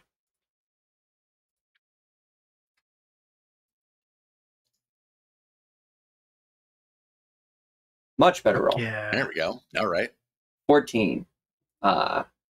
So I'm going to do 1 damage and heal 1 wound. As this time Aster, like, I think the Greninja is still a little shocked at the, like, should have been a clean hit, and then there's ice that kind of showered everywhere, and then jumping through the ice, Aster just slams into it, and you see the vines, like, snake around and latch onto the Greninja and start to drain some of the energy, healing Aster from the initial attack and inflicting 1 wound. All right, and the Greninja is decidedly staggered. It tries to land in this sort of kind of like, superhero landing, but it definitely sort of overcorrects, and its weight kind of carries it forward before it catches itself. Do frogs have gills? Great question. I actually don't know, anatomically speaking. Do frogs have gills? It's breathing heavily. A weird tongue scarf. Yeah, All that's bets are right. off. Yeah. It's panting is what it's doing. Bryce is like, don't worry, man. We talked about this. Again, we're going to go with back against the wall, water shuriken. So it has a -2? It is at a -2, yes. Yeah.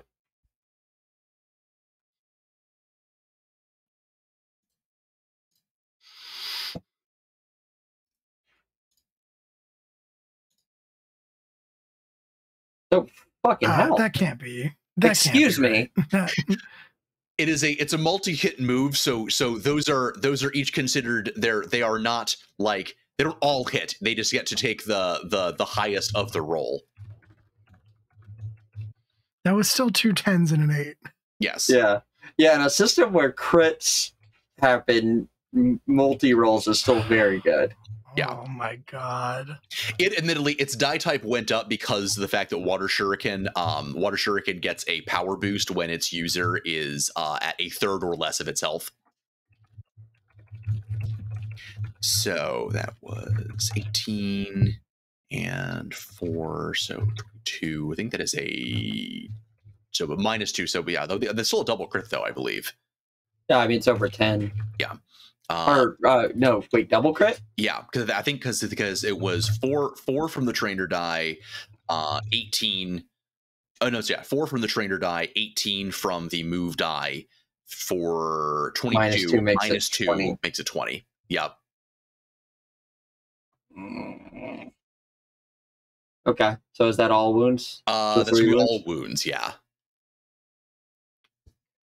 All right. So I got 2 luck.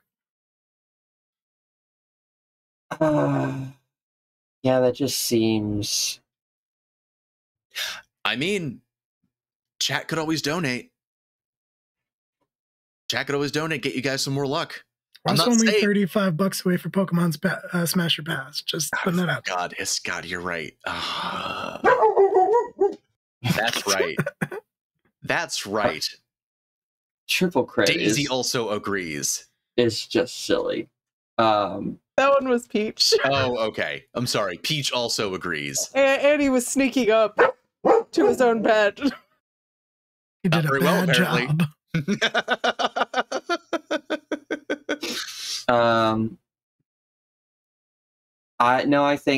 I think that will just have Aster go down. So those 3 that hits lands. All right. As the Greninja sort of I think picture the ice that came down before is starting to melt, and each of them sort of rises into the air liquefying as they do, but retaining some of that sort of icy crystalline structure, that then each of them sort of fly off in this almost kind of V formation to strike Aster for 3 wounds. And as Aster faints, Billy lets out his next Pokemon, and Shiloh appears and teleports down to the arena, picks up Aster, teleports him back up next to Billy, and sets him down, and then teleports back into the ring.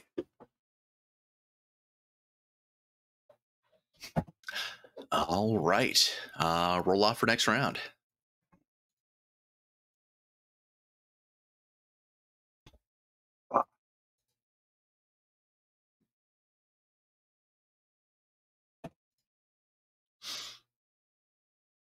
The nerve, the sheer gall, honestly.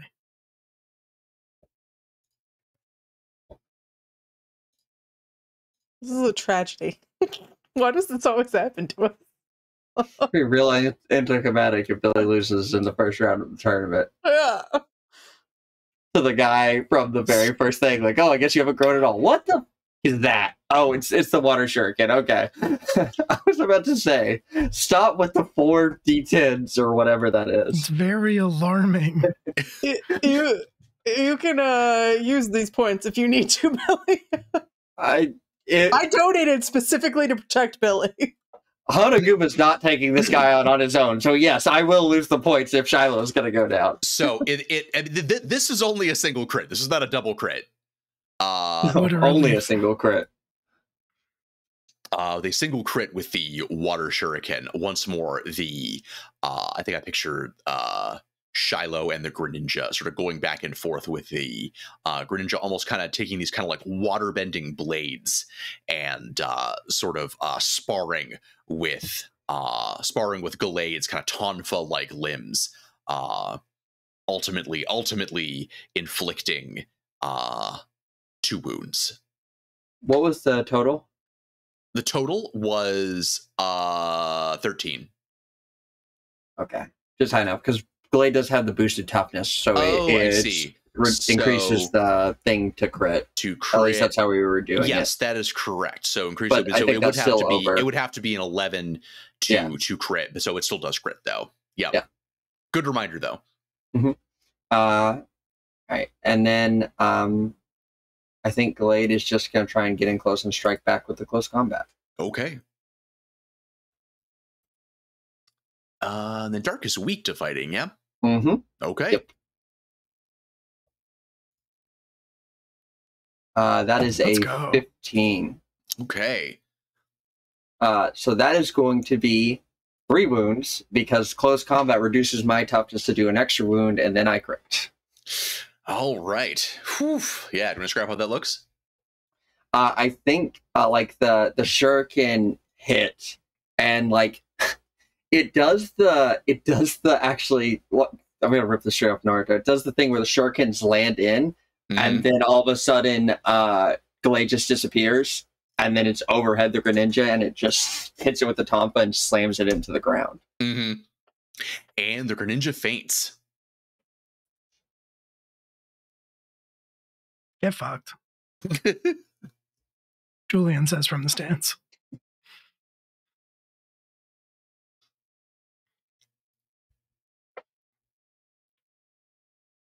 And Bryce, then returning the Greninja to his Pokeball, sort of contemplates looking at Billy as if we're weighing a decision.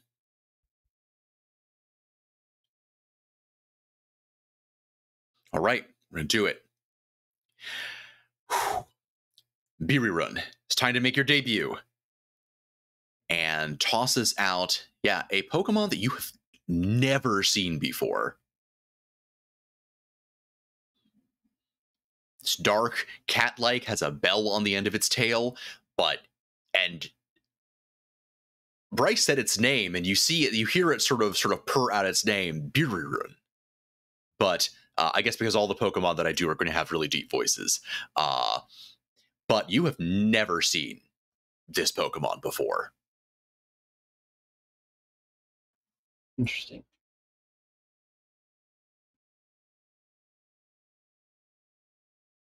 All right. Well, let's roll off. Oh, that's the one.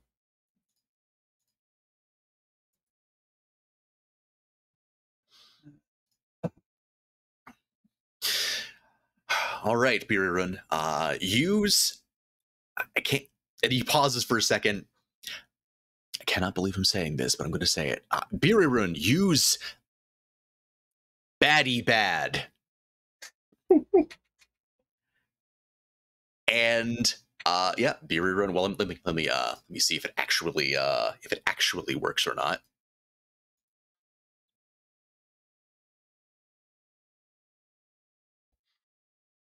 It's just statistically impossible.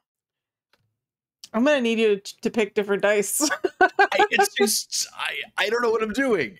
Those dice are glitched. Yeah, change colors. Change the color of your dice, please. I will change colors. I'm changing the Also, color. I will begin using the color. Will, how do I do that? Okay, I do. Okay, never mind. I think I found it. Yeah, there's different sets. Okay, I see it. I see it now. All right. I'm gonna start using those dice as the coincidence. Yeah, we all get to use those dice now. We're gonna experiment and just see if this is indeed a glitch dice situation. Okay, click select, add, replace all. There we go. Okay, there we go. All right. So it's 13 as, yeah, this Birirun, as it's called, gathers in a lot of this dark type energy, and it looks at Gallade with this very like mischievous look before gathering it all into its bell-like tail and releasing it in this wave that sort of washes over the battlefield, striking Gallade for 1 wound. Though you notice as the dust has cleared that this dark type energy is continuing to sort of cast this kind of shimmering, reflective almost shield over its side of the battlefield. I'm going to have to burn a luck point because I can't have Glade go down that fast, and he already took 2 wounds from the Greninja, so.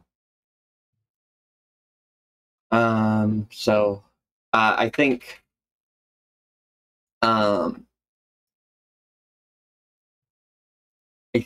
how does that work? I think it just hits it, and then there's just kind of like a psychic aura around Glade, and like all the dark energy that hits it kind of just gets like dissipated, and then actually Glade starts to like almost the psychic energy around it starts to glow a little bit like brighter, almost in response, because Glade does have Braves, or Justified, so being hit by a dark move does boost its attack stat. Nice. And it's going to try and do close combat back. Okay. This is a dark type, so it is a pure dark type, so it gets +2.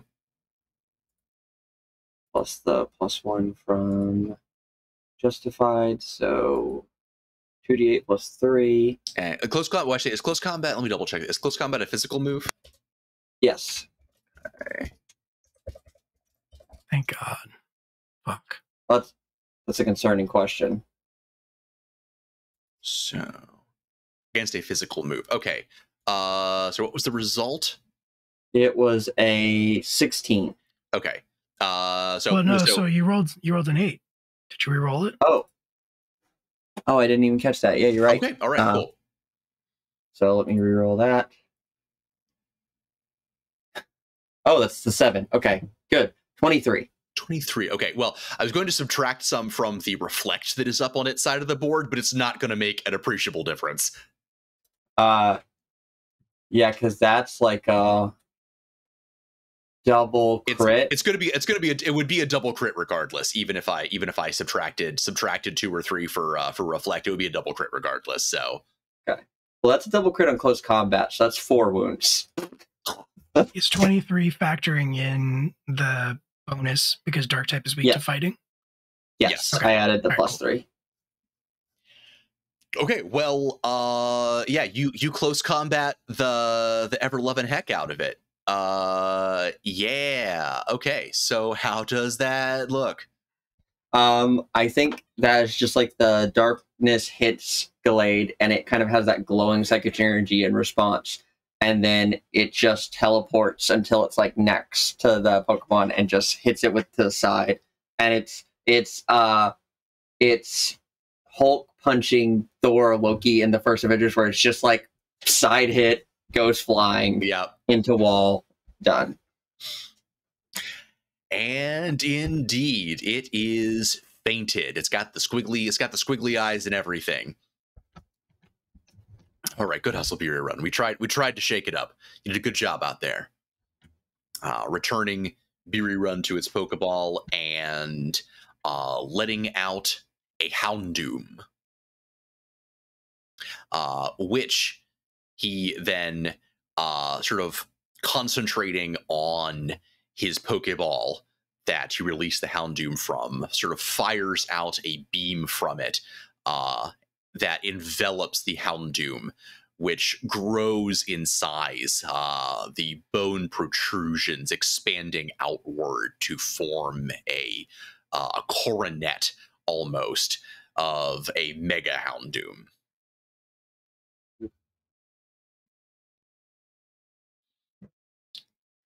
This is it, Houndoom. This is everything. I know you can do it. This is what we fought for. Right here. Right now. It's all on the line. Pressure. And let's roll off. How much do I have to donate to give the Houndoom performance anxiety after that speech? Yeah, no pressure, bud. Ooh. No. Okay, well, roll off again.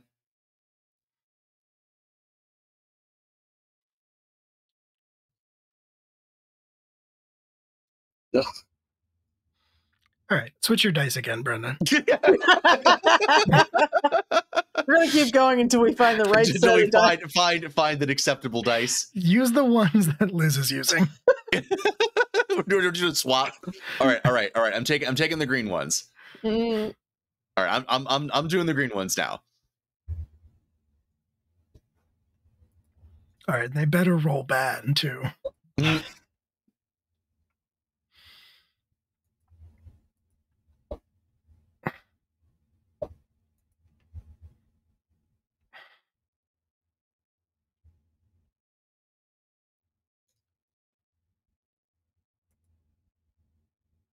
Fucking hell.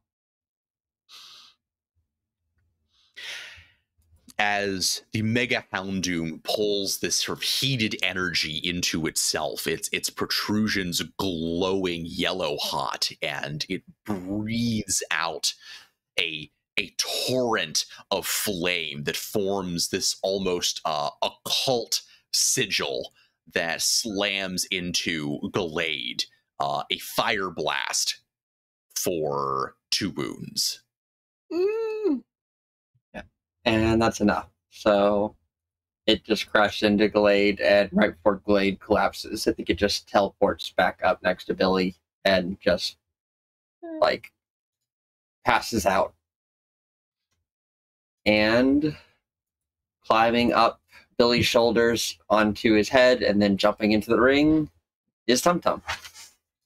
Tum Tum. You got this, Billy. And then Julian is gonna like lean over to Estella and say, "He's screwed."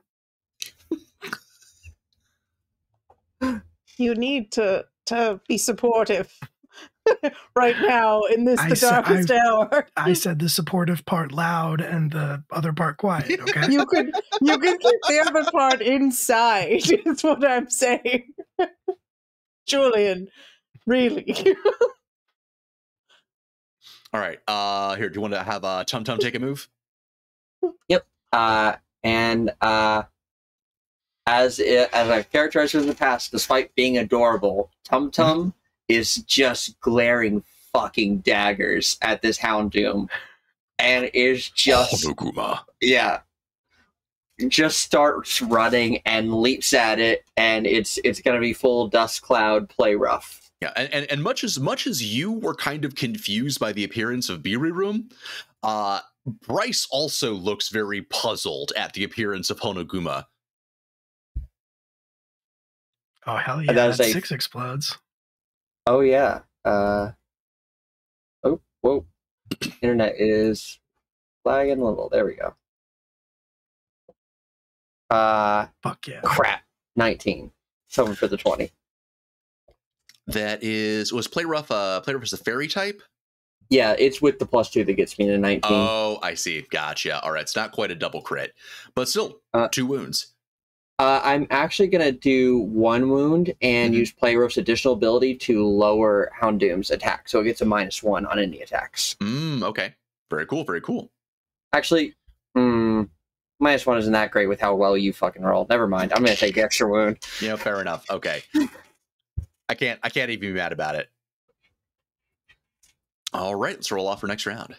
Yeah.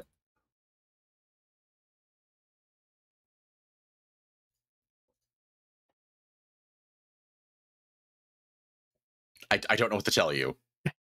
I do not know what to tell you.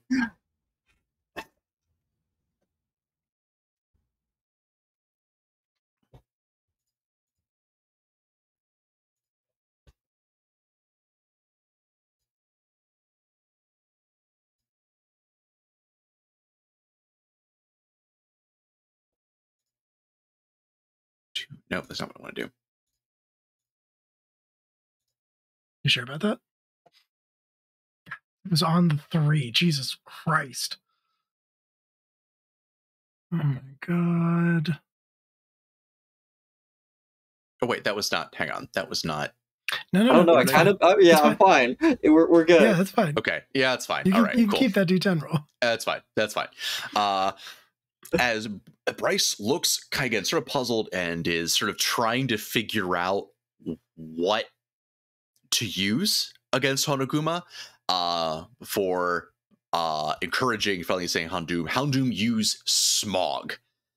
And Houndoom breathes in and exhales this gout of just this sticky industrial smoke from its maw that swirls around Tum Tum, sort of choking it, and you could hear it coughing as it takes a wound and is poisoned.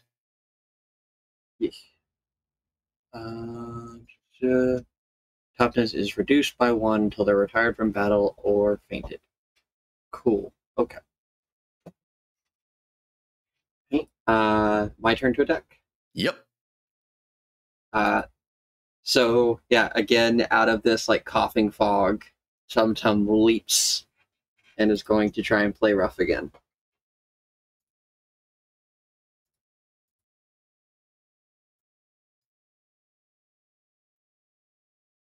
Yes. That is a 12. And that did also ace. You can roll the d8 again. Oh yeah, I keep missing those. Okay, 14. All right, that does crit. 2 more wounds. Okay. And want to scrap how that looks? I think this time it leaps up and grabs onto the giant horns to like hold on, and then is just doing the like tiny fists punching back and forth, knocking the Houndoom face back and forth, like while it holds on to the like holds on to the big horns on its head, and it's just like almost like little. It's like when you see like Clefairy's doing like the slaps, but it's just little tiny Honoguma fists like pummeling this giant Houndoom. And the Houndoom is looking pretty rough. It is still hanging on. Mm-hmm. It is still in the fight, just barely. And you see Bryce looking on in some amount of desperation, shouting encouragement to the Houndoom. Stay in there. You can do it. I believe in you. We can turn this around. We can. Reversal. Reversal. No, you can't. Stay down. And You can't turn it around. Well, actually, I guess we technically have to roll off for the next round, right? Yes. Turn the Okay. beat around.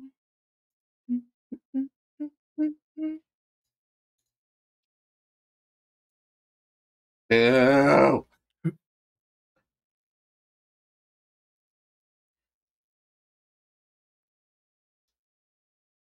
Have you gone second at all in this fight? Once. Okay. Yeah. The second round of the match. Like the second turn. And the Houndoom tries to then basically buck Tum Tum off of the top of it, finally, essentially sort of flipping itself over to kind of backslam Tum Tum into the floor of the arena in just a desperate gamble to try and flip the fortunes of this match, hitting Honoguma for 1 wound. Still hanging in there.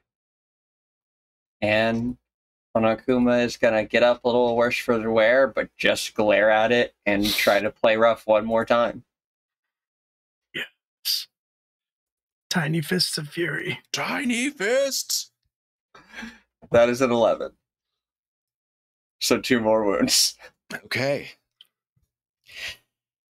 And the two of them are tussling in the dirt, kicking up this cloud of dust around them to either side, both of them giving it their absolute all.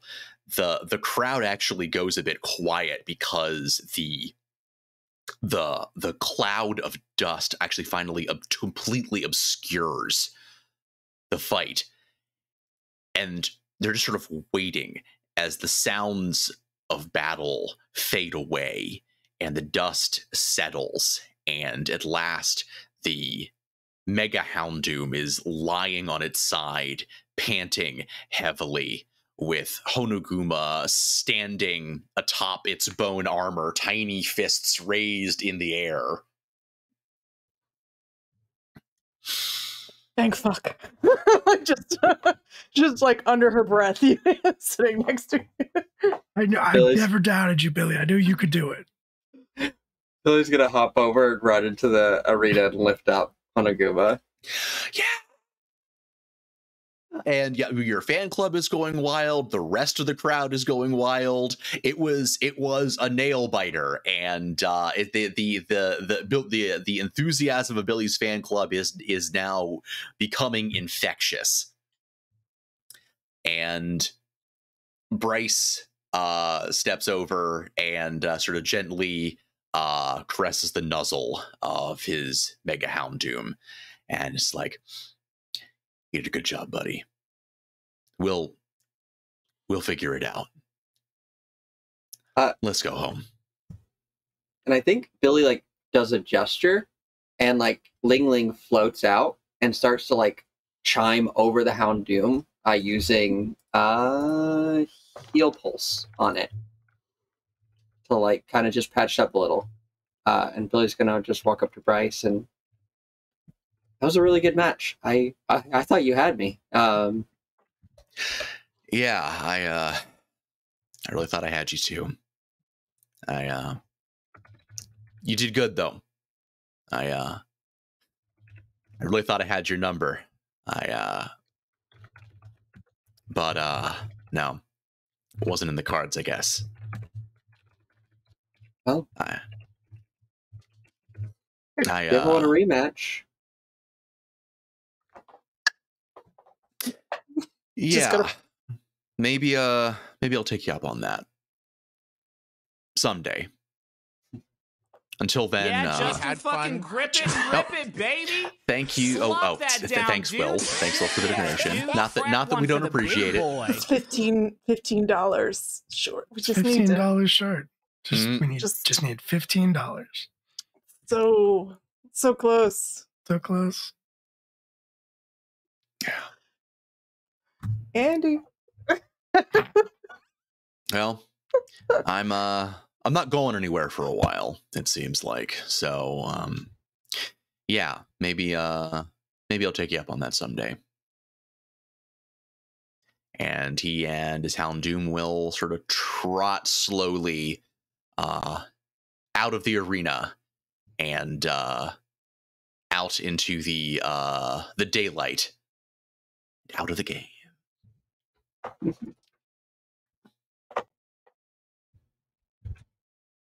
Yeah, just had fucking fun. grip it and rip it, baby. Oh, thanks, no. Slop Oh that no, down, no, dude. no! Yeah. You did it! You did the thing! Boy. I retract my thanks. Get I fucked. retract my thanks. You are not allowed to possess it. A double.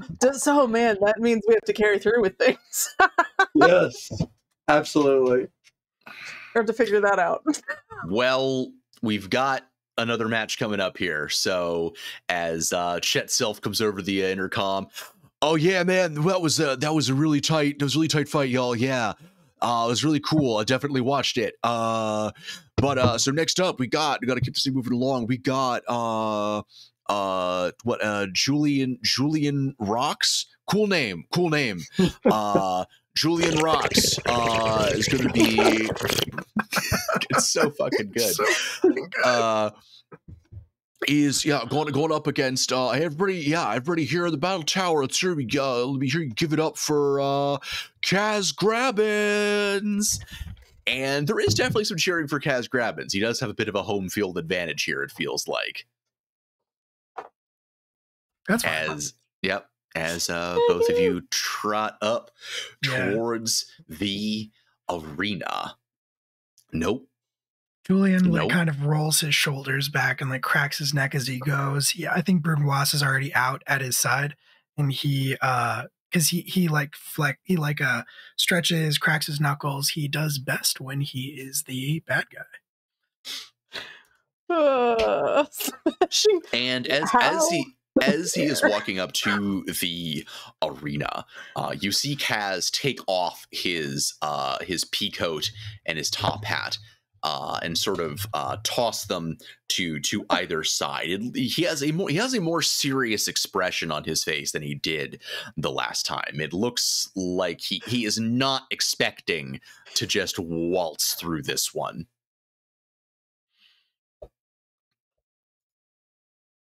You look ready, Kaz.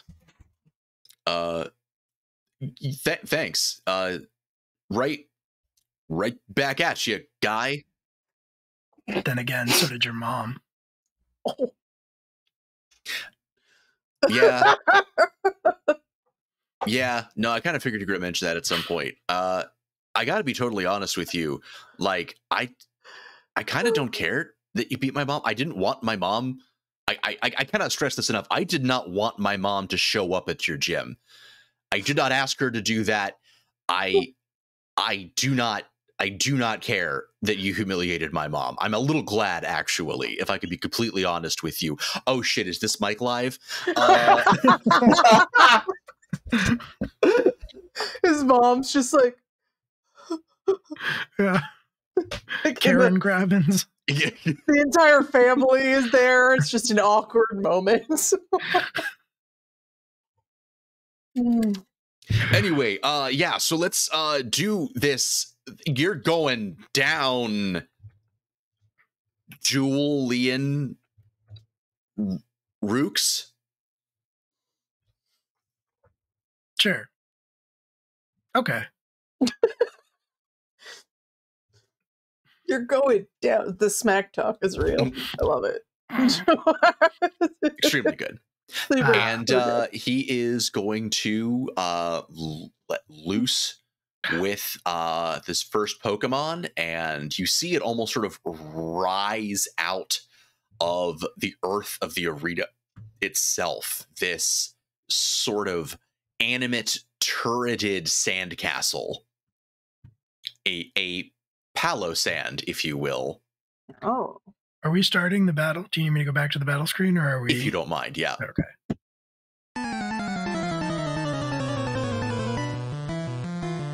Oh no! Oh no! The Houndoom. Houndoom's still in the arena. Yeah, Oh god. still there. Oh. Let's see. That's that, and that's that. Did it not? Okay, so how does this whole like Smash Bros thing work?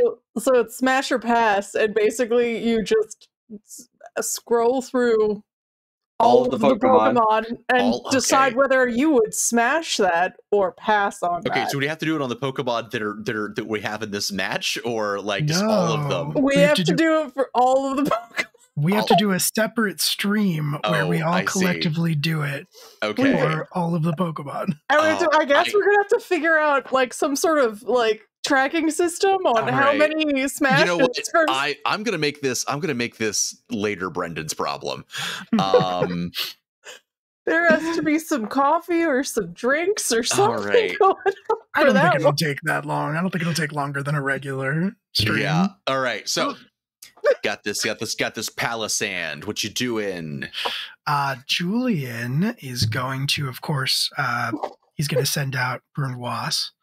And I think as he does so, he's basically going to say, you know what to do. Well, we haven't had this conversation. Yeah. Rolling off? Yep.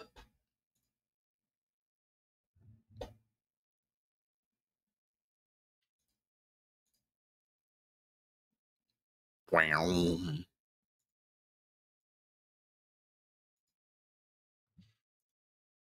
Okay, you're going first. Shockingly.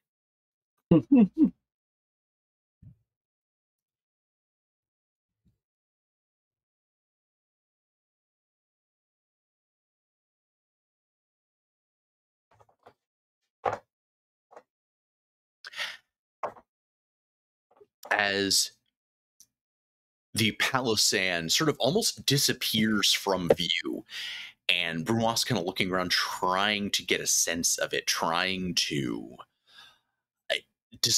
figure out what direction it's going to come at it from, only for Brunoise to suddenly sink into the sand of the arena as the Palisand sort of comes up all around it, entombing Brunoise inside of its body. A sand tomb, if you will. Sure. Brunoise is taken no wounds, but is currently considered to be immobilized and trapped. Okay.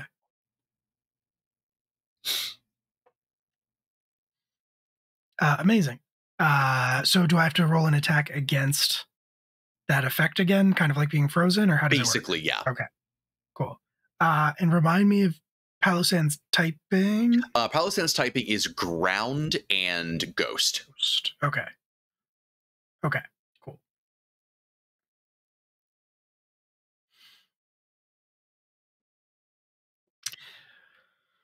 Oh man. It's so good. Okay.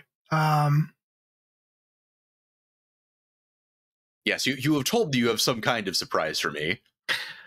I do. So Julian, I think seeing Brunoise get entombed is going to like look down in a way where he might look concerned, but then in the aftermath tilts his head up slightly, and it becomes obvious that he is actually smirking. And he's going to say, yeah, just like that. And he's going to say, here's your first mistake. You think Brunoise is trapped inside your Pokemon.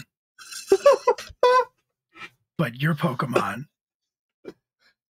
is trapped in there with him. And one of the things that I think Julian has been working on... Got a tiger by the tail. Two sides of the same coin. One of the things Brunoise has been one of the things that Julian worked on in his training with Brunoise is not having to be completely furious to use his trump card move. Mm-hmm. And I think that is what he's going to do now. So I think there's going to be from inside of Palossand, there's going to emerge this bright red light. And Julian is going to kind of like point across the field, almost in like a spirit gun gesture, and is going to call out Zen headbutt. And then he's going to sort of like raise his finger, point it at the sky, and we're going to do trump card. But I did take another edge called type specialist. So Julian is a psychic type specialist. And Brunoise is using a psychic move, Zen Headbutt is a psychic move, which means that this is going to be trainer die. Yes. Okay, cool. So we're going to roll 2d12. One of those gets a +1. Jesus fucking Christ. All right. Ghost, neither Ghost nor Ground is weak against psychic, right? No. In fact, so I don't believe Ghost does not resist psychic. Yeah, it's just effective against it. Yes, yeah.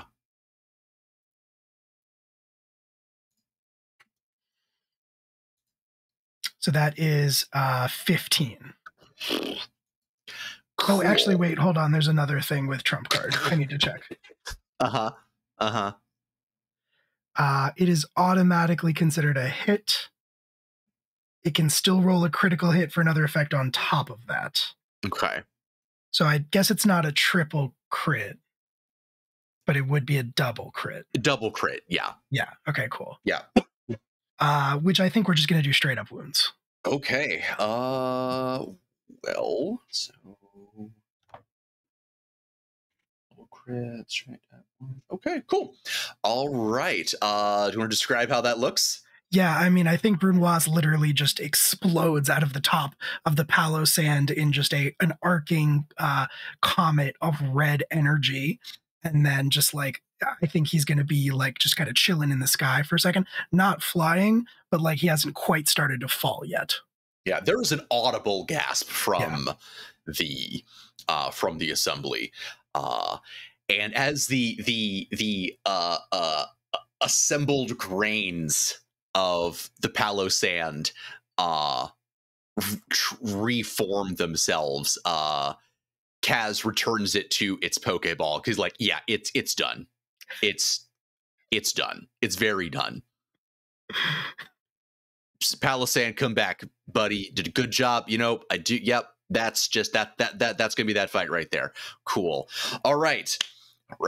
Mix it up a little bit. Let's see if you've seen one of these before.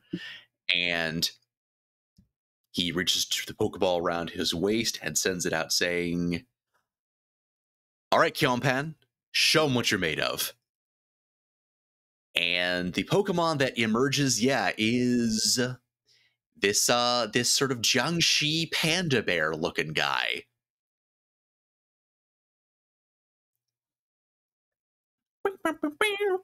Cool. Rolling off. Yep.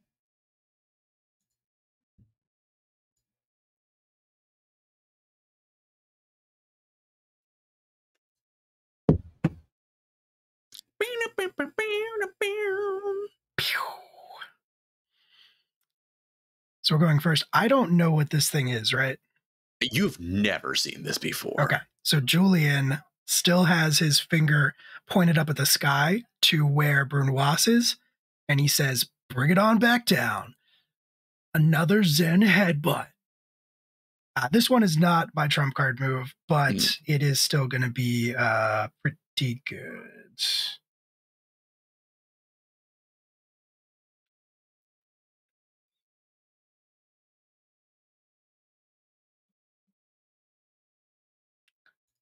Does this get a penalty? I assume this is a dark type. No, this is a pure ghost type. Oh, cool. All right. Kaz is ghost typing. I knew that. I thought he was trying to pull like a fast one. That is a 13. All right. Yep, that will hit. That will hit and that'll crit.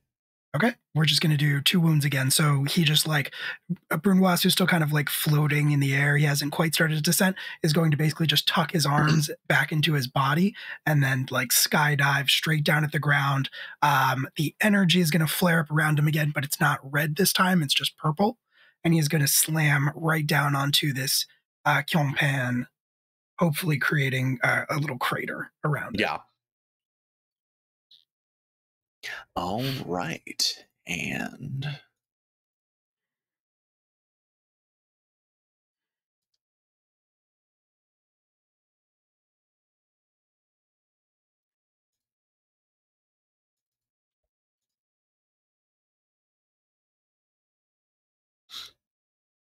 right.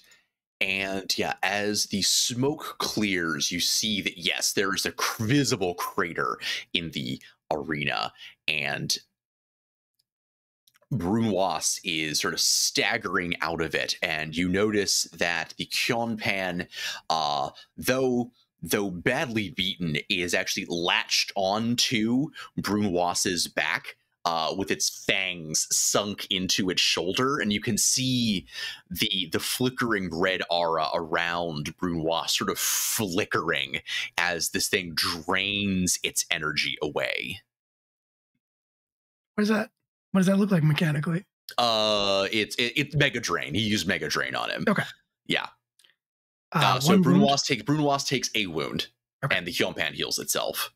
That's not a crit. You need to do a crit to do the damage and the heal? Oh, normally, yes. What is Brunoise's toughness at this point? 6. Okay. Well, Brunoise takes a wound. Okay. I'm not the only one who was like, you know what? Toughness. This is a thing I haven't invested in yet. Toughness does do a lot of work. I'm not it's saying true. I put every point Brendan gave me into Brunoise, but I might have put every point Brendan gave me into Brunoise. Toughness does not do a lot of work in the way you roll against me, at least. You know, that is a fair point. I considered investing in toughness. I'm like, I'm just going to get angry if I do, because Brendan's going to roll like Brendan rolls, and it's all going to be wasted. Like, the thing that is weird to me is, again, this isn't like, I feel like it's not even a case of like the DM rolling behind the screen and being like, oh man, they roll so good against you. This is an online die roller. I'm using the same code you guys are using. Yeah, it's fair. It's just also somehow unfair in its fairness. Yeah. All right. Well, cool. All right. So rolling off then? Yeah.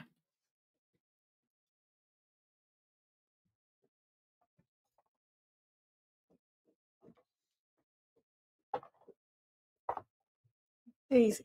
Okay. You're first. Okay.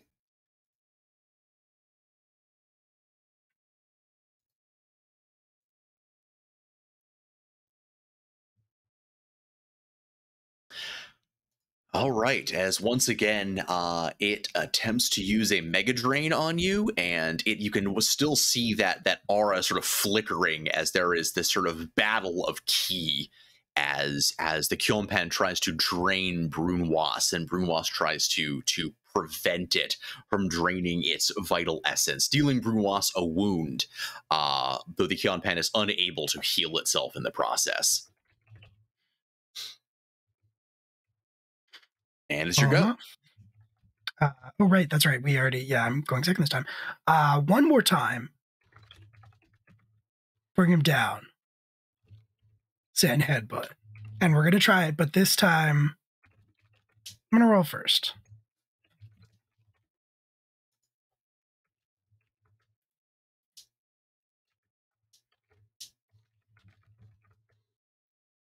It's 16.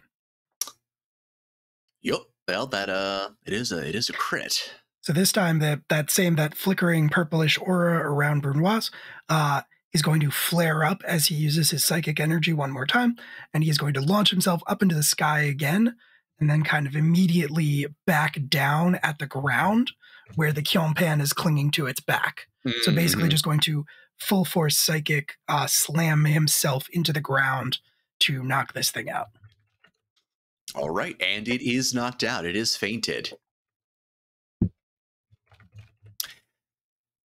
And as it does so, Kaz nods and sort of nods over to the lampant over its shoulder and says, "All right, And you got it." Julian is going to call out Brunoise, and Brunoise is going to look over at where Yaki is standing next to Julian with the little excuse me, the little stick that it carries, little staff, almost like held at its side like a sword, has a very like calm, centered, like swordsman expression on her face. And Julian's gonna call out to Brunoise, and he's gonna say, "It's her turn." And Brunoise is gonna nod in understanding and make his way off of the battlefield as Yaki steps onto it. I think as they pass each other, Brunoise and Yaki do the warrior arm clasp. And there is a moment of mutual respect on their parts as she takes the battlefield and faces across the lampant. All right. So, get the lampant on the field and we'll roll off. Oh, that's right. I do that. That's me. Mm-hmm.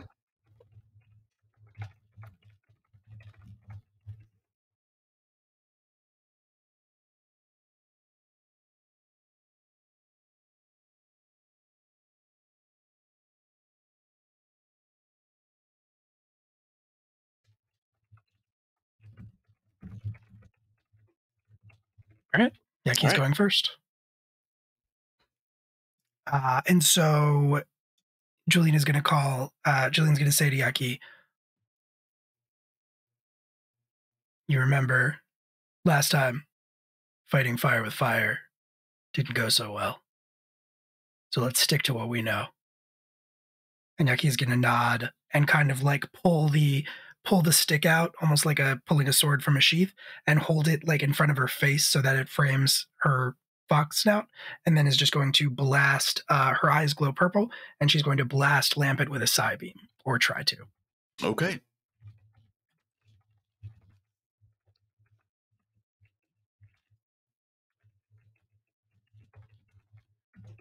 That is a 7. Okay, that will hit. Okay, just 1 wound. Okay. How's it look? I think it looks like what you'd expect. It's not spectacular or anything. Yaki blasts out a psi beam. It strikes the lampant, and I think maybe knocks it off balance a little bit. It's kind of fluttering in the air, a little more confusedly. All right.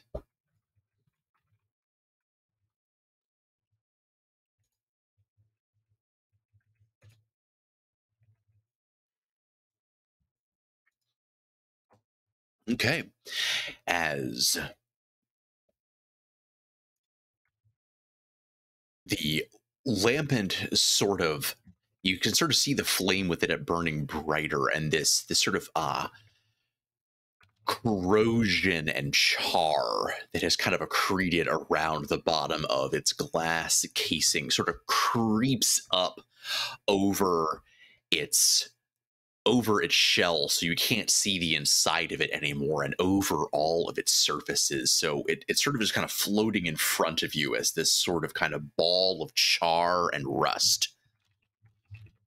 And that is all that happens. Okay.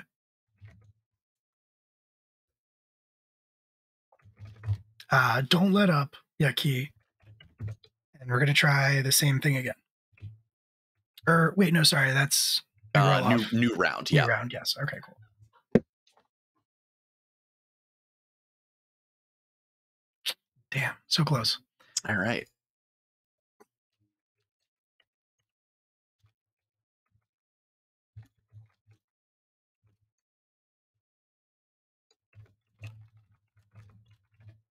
Yep.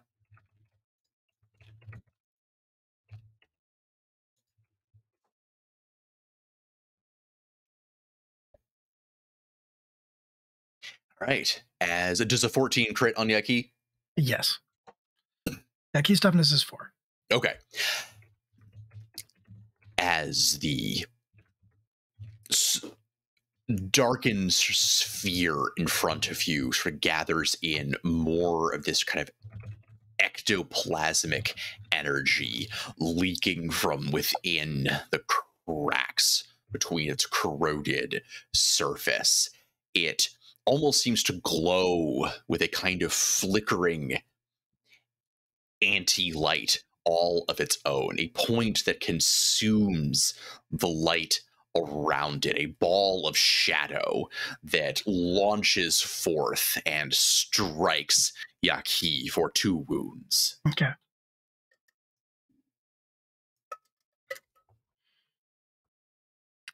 And it's Yaki's turn, which means that we are going to reevaluate a strategy, because Yaki, when she is struck, is immediately, she's going to get knocked off of her feet and slide back a little bit. I think she's going to use the stick, kind of like shove it into the ground to catch herself, slow her sliding backwards.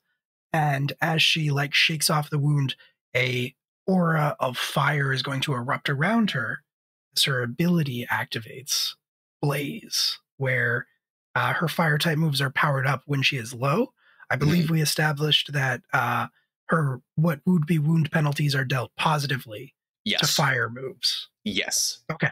So then Julian is going to say, Yaki, he's going to call out to her and he's going to say, forget what I said. Flamethrower. And she's going to channel the full force of her fire blast directly at the lampant. I will be right back. This time it's me. All right. That's a 10, baby. We get to reroll. All right.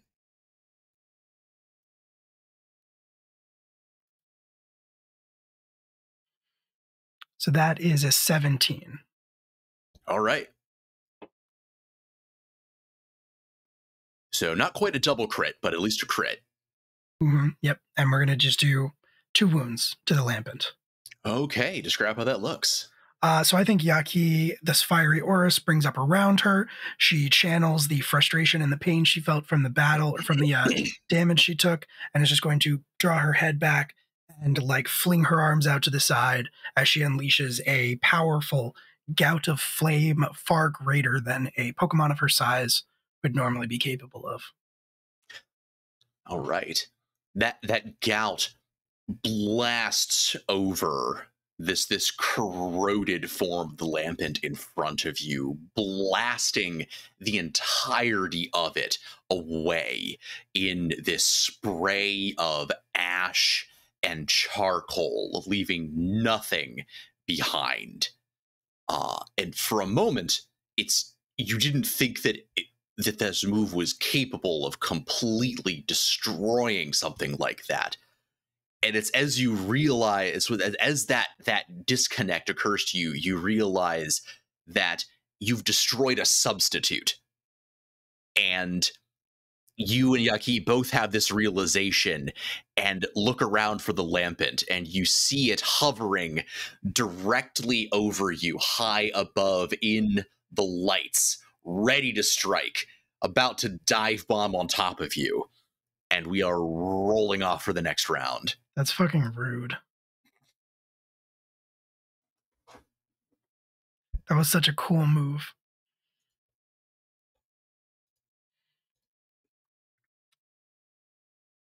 I love how I knocked your die into a different number.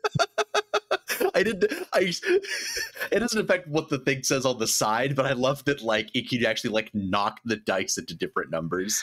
Absolutely. All right. Well, you have clocked the lampant ready to try and sneak attack you. What are you gonna do? Julian will point and say, that was a substitute. You can still do this. And yeah, he's going to do the same thing, basically just, I think is not even going to let up on the gout of flame, is just going to redirect it up at the lights to where the lampant is hiding. Okay.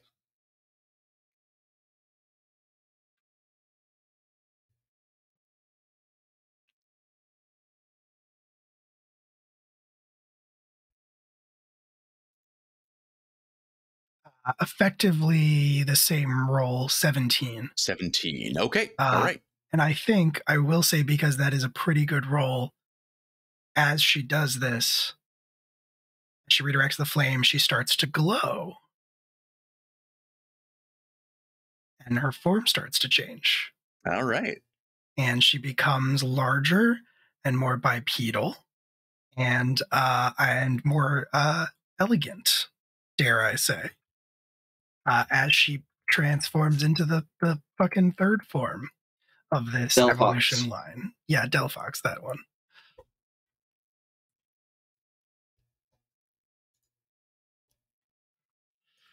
So 17. Spoilers if I say smash. I thought about it. I was going to say, dare I say, more smashable evolution, Delphox. But we're going straight wounds again. Okay.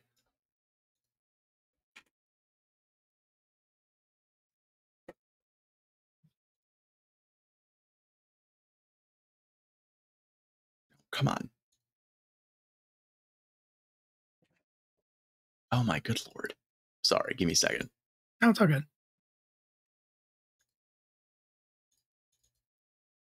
Does it have more than 3 hit points?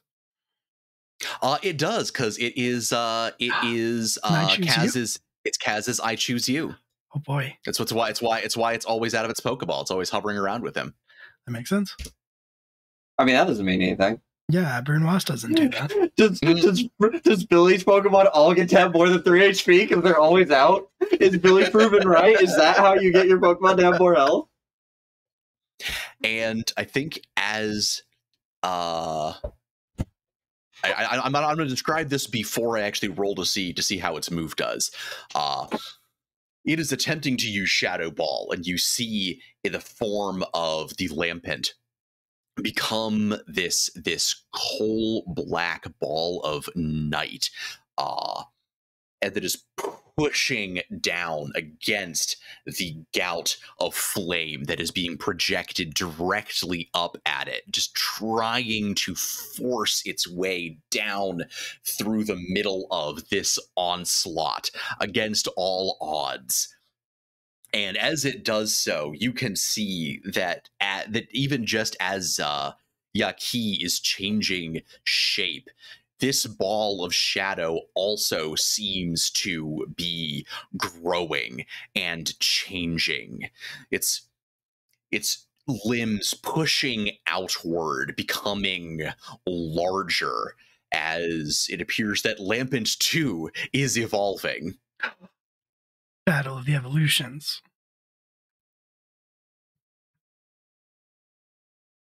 Pass, that's a chandelier. I don't have the evolved form. You didn't give me that. So. I actually literally just dropped it to you. Damn it. All right, hold on.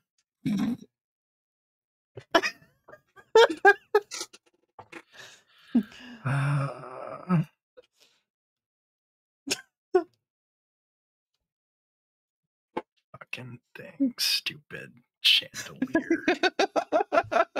It's a chandelier, technically. Whatever it is. It's my turn to evolve. It's gotta fucking evolve. It's a pass. That's what we've established. All right, there it is. There's your stupid chandelier. It didn't evolve the last time that Yaki evolved. It's still a pass. Such a pass. All right, are we? Yeah. Let me roll for Shadow Ball. Oh, that's right. That's what I was gonna look up. We're like 80s jamming with this music. We are. All right.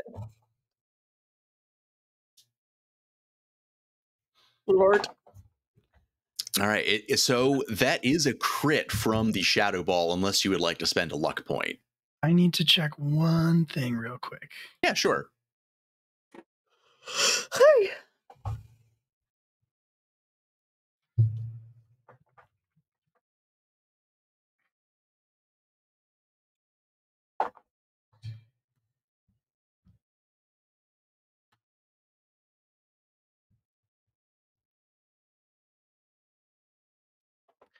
Where's the rule for this?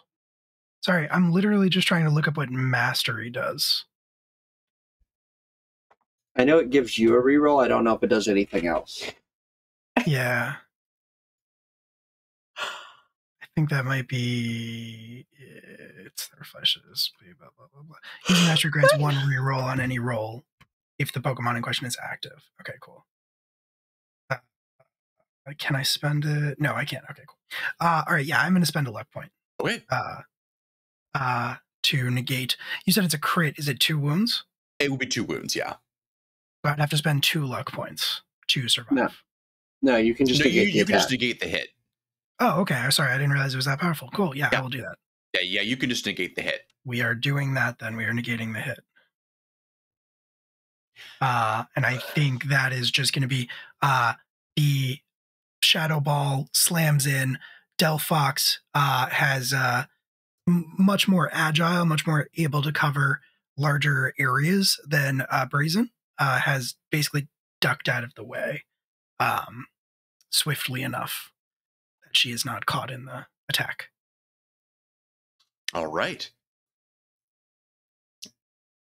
And the 2 Pokemon to sort of retake their positions in the center of the ring, both glowing brightly. All right, I'm going to roll off. Yeah, let's do it. Okay.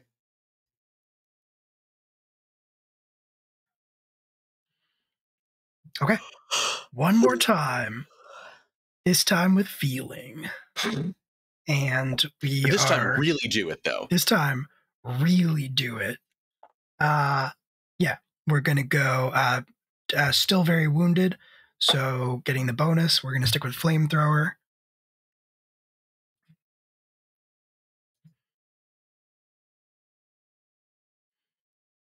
Okay.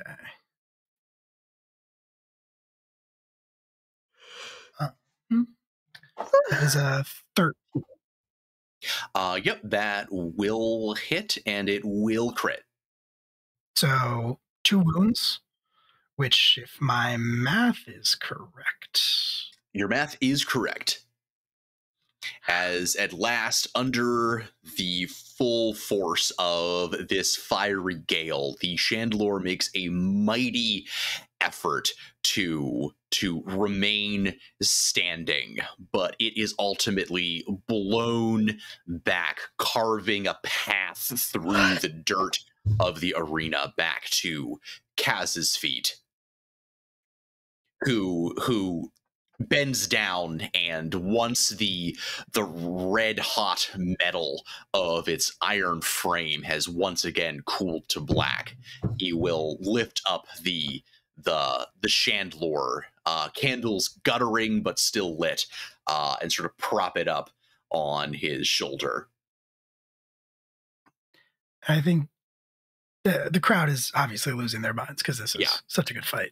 But I think Julian is going to kind of step out across the battlefield. He's going to walk up to Kaz. Kaz can meet him halfway if he wants. Mm-hmm. Kaz will do so, yeah. And I think Julian is flanked by the newly Delphoxed Yaki on one side and Brunoise on the other. And I think Julian will give him a small smile and offer his hand, similar in a warrior's clasp, similar to the one shared between his Pokemon earlier. And Kaz will awkwardly, he kind of goes for the handshake, and then you kind of have to like show him that no, you're going for like the arm clasp. He's like, oh, like this. Okay, I get it. Yeah. Yeah. I think Julian will actually chuckle at that. He's going to say, "You might have lost, Kaz, but today, for the first time, you're not a loser." How all right, you, man. How the backhandedness of the compliment? Was it a compliment? I don't know. Look, man, it's cool. Honestly, if this has taught me anything, it's that honestly, I'm more of a trainer than I am a battler. I kind of got into this whole battle tower thing because of my mom. I'm thinking honestly about just heading back out on the road again, trying to just help ghost Pokemon, you know?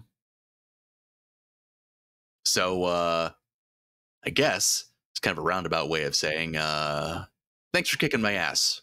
I quit. Deuces. Anytime.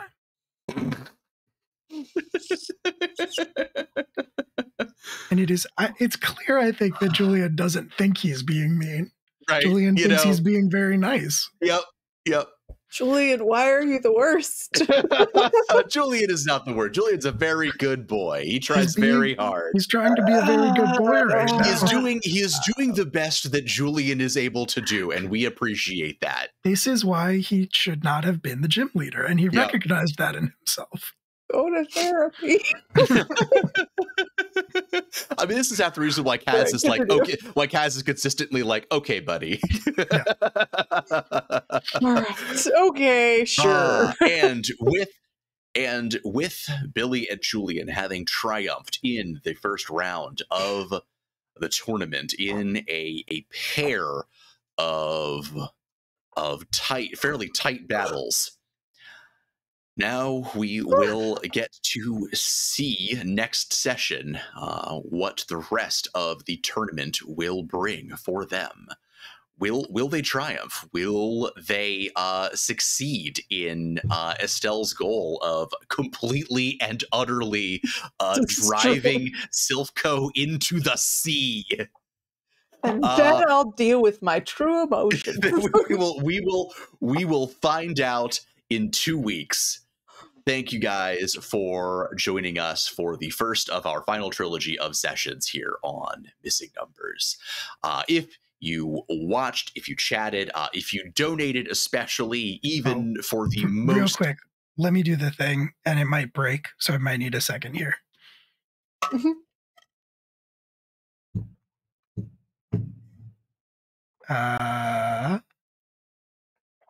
I think we're good.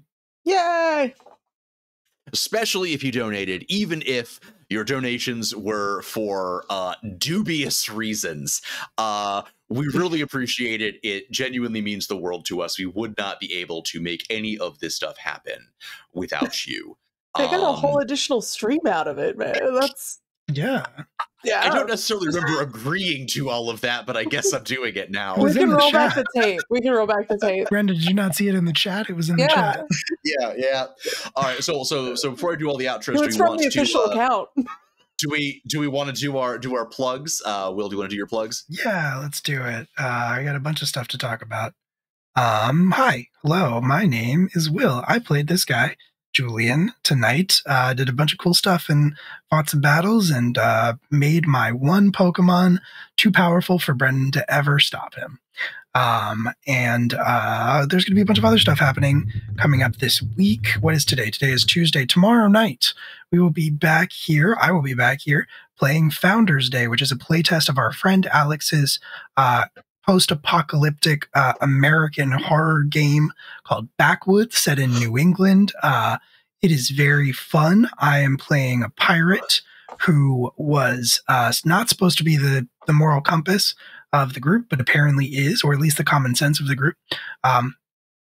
Very packed week for us. Once again, Thursday night, Redacted, the psychological horror game that is run and created by our friend JD. Come back and check that out Thursday night at 8 p.m. Eastern Standard Time. Friday, during the day, 1 p.m., Thy Kingdom Come, our church-based Urban Shadows game about a group of monster teenagers who are living in a corrupt theocracy.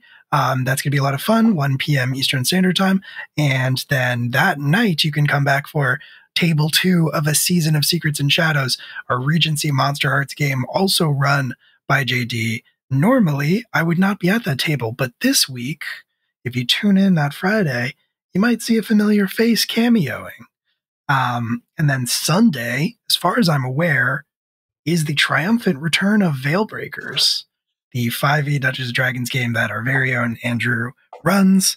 And I believe we'll be running that Sunday. It'll be the first one in like 6 months, a very long time. So check that out. That is everything that we have coming up this week. I'm not guesting anywhere, so that is all of the stuff. Check it out. Busy week. Not that. Heather, there we go. Hi, I'm Heather. Tonight I played Estelle East. You can also find me on Cryptid Community College, our podcast, which we will be filming the latest season of soon-ish. I think we have a June or July date. I can't remember. August. I'm completely wrong. We were discussing June and July dates, and I just haven't updated my brain lexicon. So there's that, and then maybe I'm going to be hopping in on some Wildcard Wednesdays coming up, but that's still in the works. I would like to say, though, you should definitely check out Friday, because both of those games are the jam. Like that Kingdom Come is really just religious trauma, but with also magic and monster kids. So yeah, have fun with that, and then go Regency fantasy fun. Yeah, that's it for me. Hi, hello, I'm Liz. I played Billy. I don't really have anything else going on, so my contribution is just going to be Tournament Art. Also, I'm looking forward to Pokemon Smasher Pass, and I'm glad y'all got us there. I'm so excited for Pokemon Smasher Pass. And speaking of being excited for Pokemon Smasher Pass, Brendan. What are we doing it? I'm ecstatic. But hey, everybody, it were me, the problem. When I am not doing this, I am also playing Alex Sandowski, aka Victory, on our Masks Actual Play podcast every other Sunday, opposite Veilbreakers, now that is coming back. Woohoo.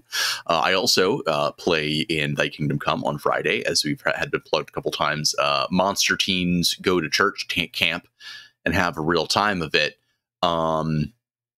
That's a fun time. I also GM'd Cryptid Community College, our other podcast. And yes, now that I think we have all the pieces together, that I think, that we should be ready to start streaming the second season of that starting in August. That has been germinating for a while, and I think we're going to be able to get that off the ground finally. And I think, is that all of my things currently? I believe that is all of my things. Oh, yeah. Well, that's going to do it for us. So I guess we're going to call it a night here, disappear in just a second, and then we'll hop over and raid our friends. I think we are going to raid Lost Caravan, where JD is currently playing a game. And the LFTA account does have enough to give a villain point to the GM, as is our tradition, which will make things much harder and may result in JD's character dying. Which we love to see it. So we do it with love. If you're not already following us on social media, there are all the links in the chat.